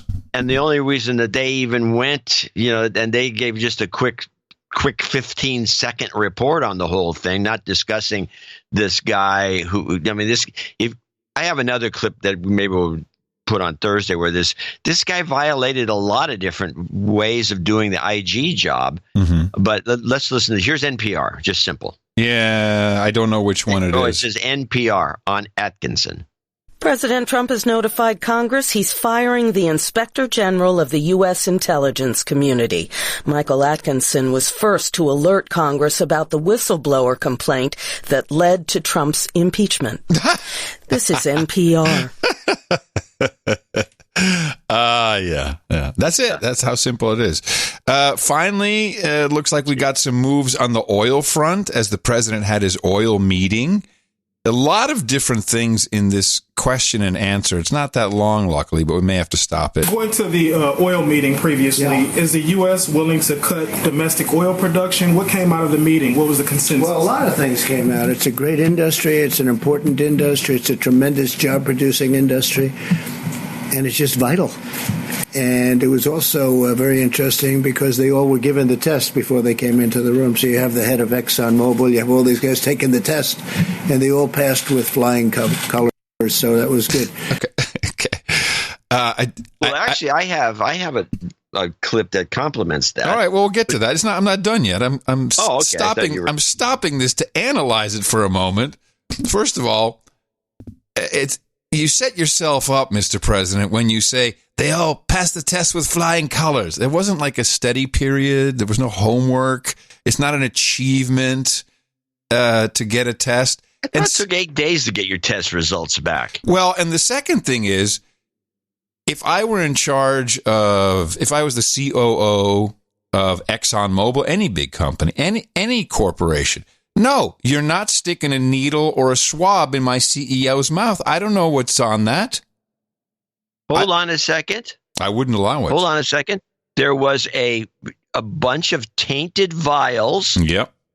That went out. They were going to Europe or someplace, and they had COVID in them. In it. I know. I am suspicious about even Chris Cuomo, who got, tested. And then I'm just not, I don't want to sound like just the second half of show paranoia. The third half of the show, we're really late. Third half of show paranoia. But if they're going to start poking this thing out, so why did Trump get tested again? I mean, they're trying to give him corona? Who knows? These tests, I'm very dubious about. Well, we know we've already gone through the test, so it's a nice wind up. But anyway, I just wouldn't allow that offhand. But okay, they all did it, and they passed with flying colors. Flying colors. They left happy in that respect. And they left happy in that respect. Apparently the meeting sucked otherwise. There's just an overabundance of oil right now. Oil and gas, a tremendous overabundance. And it was caused... Light it up. They were doing a great job. They were producing a lot of energy, but then you had the virus come along and it knocked another 35%, maybe 40% off of the market. So there's too much oil. There's a glut. That's not entirely true. I don't like his timeline, and I think he's waffling around it for a reason. Because coronavirus first, then the oil war, the disagreement, then the virus knocked off another 35-40%. But it's not like he waffles this. Listen. Gas, a tremendous overabundance, and it was caused... They were doing a great job. It was caused... maybe I shouldn't mention that. They were doing a great job. It was caused... They were doing a great job. They were producing a lot of energy, but then you had the virus come along and missing a whole piece there, Mr. President. It knocked another 35%, maybe 40% off of the market. So there's too much oil. There's a glut. And these are great companies, and they'll figure it out. It's free market. They were having a competition. We'll see how it all works out. I think it's going to work out very well. It's going to take a long time to get rid of that. There's massive excess amount of oil and gas, massive, like probably there's never been. So where that does work out well, I guess you could say, is for drivers. I think in certain locations it's down to 90 and 95 cents a gallon right now on the road.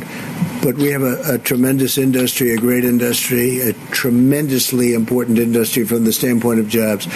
So he thinks they're going to work it out. He didn't really want to say what it was caused by. I'm not sure why he held back on that, because we're not supposed to remember what caused it, other than the corona. The Rona did it. The Rona did it.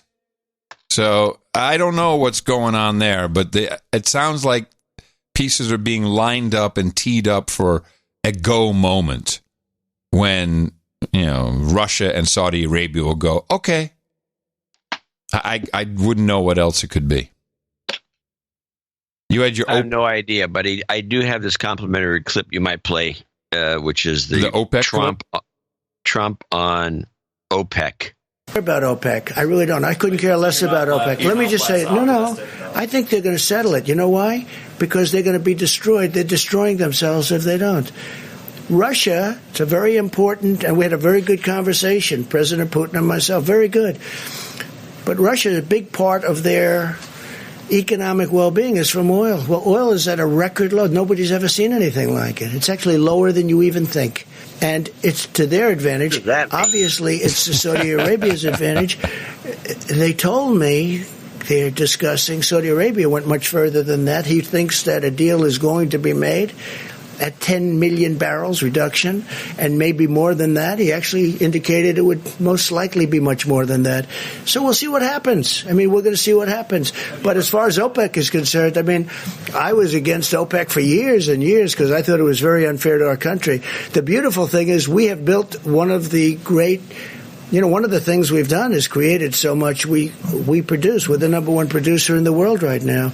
I don't like it for a different reason, because it's going to hurt a lot of jobs in our country, this price. It's going to hurt a lot of jobs. Now, with all of that being said, people are going to be paying 90 cents a gallon. Did you ever hear that? What's that, 1952 or something? All right? So from that standpoint, but you know what? I am a big believer in our great energy business, and we're going to take care of our energy business.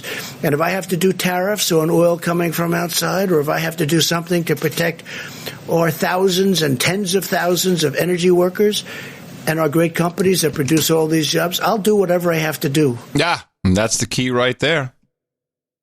He will. He'll lie, cheat, and steal for us. I'm sure of that.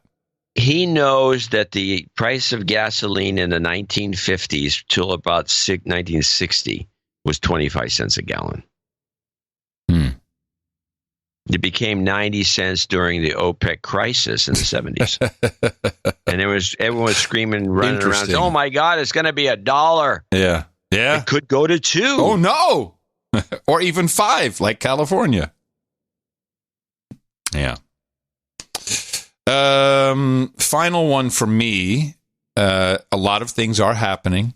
A lot of things are taking place. We have the Venezuela and a lot of South America surrounded. Not much more reporting on it, but we know it's taking place. And on March 11th, I don't think we caught Project Python. Do you remember us talking about Project Python? I can't remember, but it sure rings a bell. Well, I'm disappointed. I think we were already wrapped up in this corona, because, oh man, don't look over here. Distraction of the century. This was announced by the Department of Justice on March 11th. Good afternoon, everyone, and thank you for joining us today. We're announcing today the results of Project Python, a multilateral interagency operation targeting the Jalisco New Generation Cartel, also known as CJNG. This operation was led by the DEA, and on behalf of the department, I want to thank Acting Administrator Dillon for his strong leadership in the fight against transnational organized crime. As you all know, the DEA is dedicated to taking down the most dangerous and destructive cartels in the world.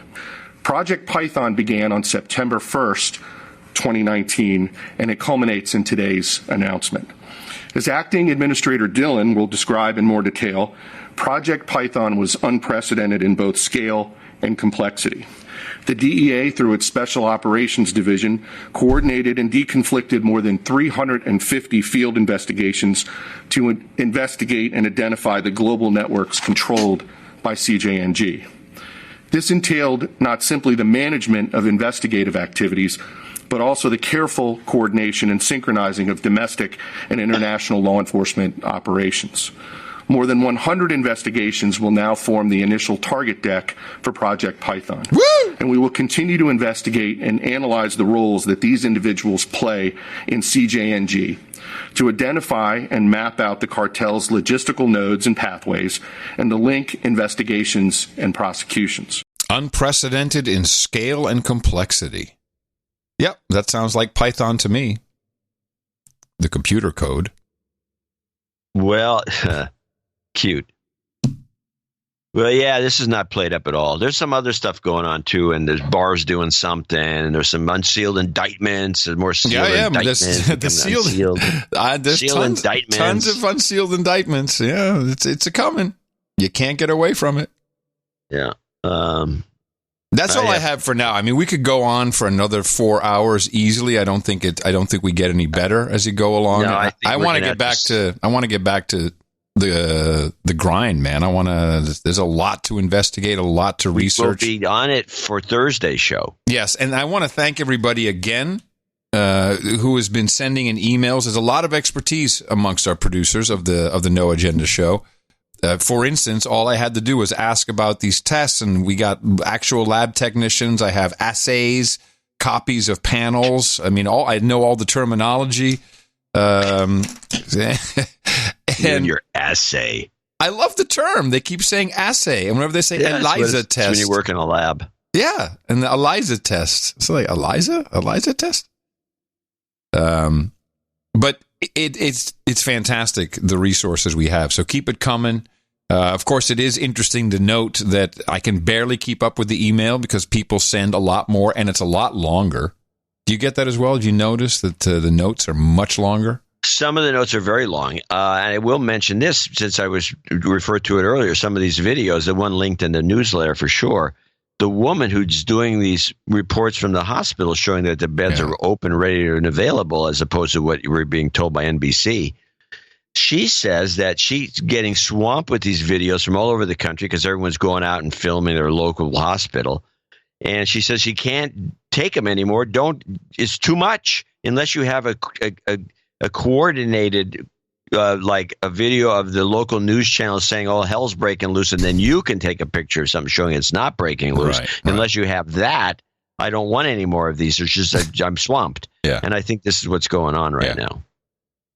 So do the research. Be smart. Think about it. Think about how you communicate. Subject lines are important, especially when we have a lot of messages coming in. Just replying to something, think about every extra click we have to make is just time we're losing. So try and keep it as, for brevity's sake, keep it as simple as possible, please. And that means we will return on Thursday. We're just going to go back to work. I have to say, nothing else to do. You got to stay in place. Yep. Cower in place. Cower in place, slaves. Coming up after this show on NoAgendaStream.com, Grumpy Old Ben's with special guest DC Girl and Sir William of Pennsylvania. We have end of show mixes from Corey L., Charles Couch, Lee O., LaPuke, Sir Chris Wilson, and Rolando Gonzalez. Thank you all very much for your contributions. John, happy birthday. Thank you. Yeah, are you celebrating with the kids? Anyone coming over? Everybody's here. Mimi, the kids, the dogs. Make sure you social distance. Big party. Social distance. Yeah, I got a big house. Coming to you from Opportunity Zone 33 here in Austin, Texas, capital of the Drone Star State. We are FEMA Region number 6 on all governmental maps. In the morning, everybody. I'm Adam Curry. And from northern Silicon Valley, where there's a big rainstorm this morning. Now it's cleared up and traffic is light. I'm John C. Dvorak. We return on Thursday right here on No Agenda with more of your Pandemic 2020 coronavirus lockdown. Until then, adios, mofos!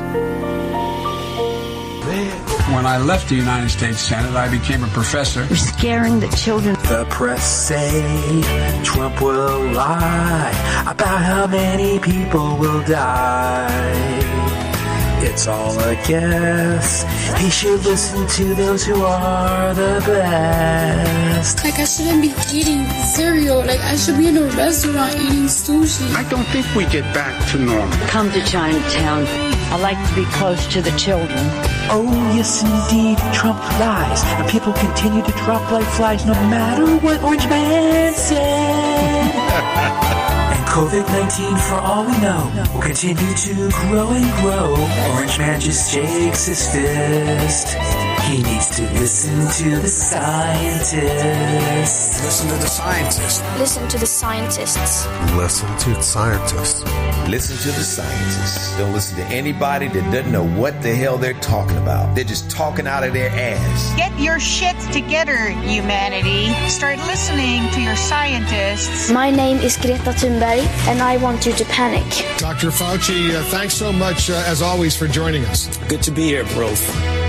Excuse me. I am calling on the administration to put in charge of both production and distribution of materials a military man as czar under the DPA. The Chinese Foreign Ministry spokesperson was accusing the United States of possibly starting and spreading coronavirus to China.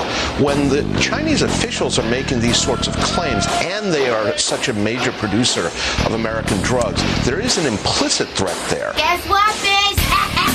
Coronavirus! Coronavirus! It comes from China. Enact the DPA. We're not dealing with stupid people. Now you're talking about sneaky, dirty, underhanded people that want to kill our civilians. It's going to be stopped.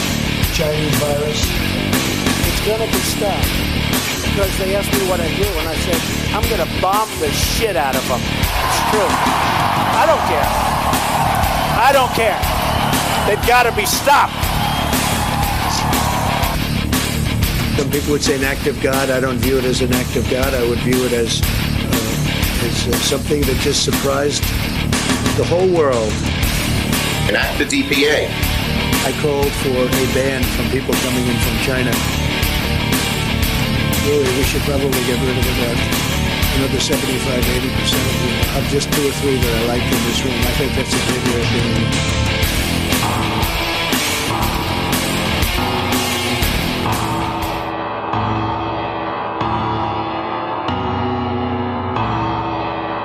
And now I think the best thing would be to do is to prevent more loss of life rather than open things up so that, because we just don't know.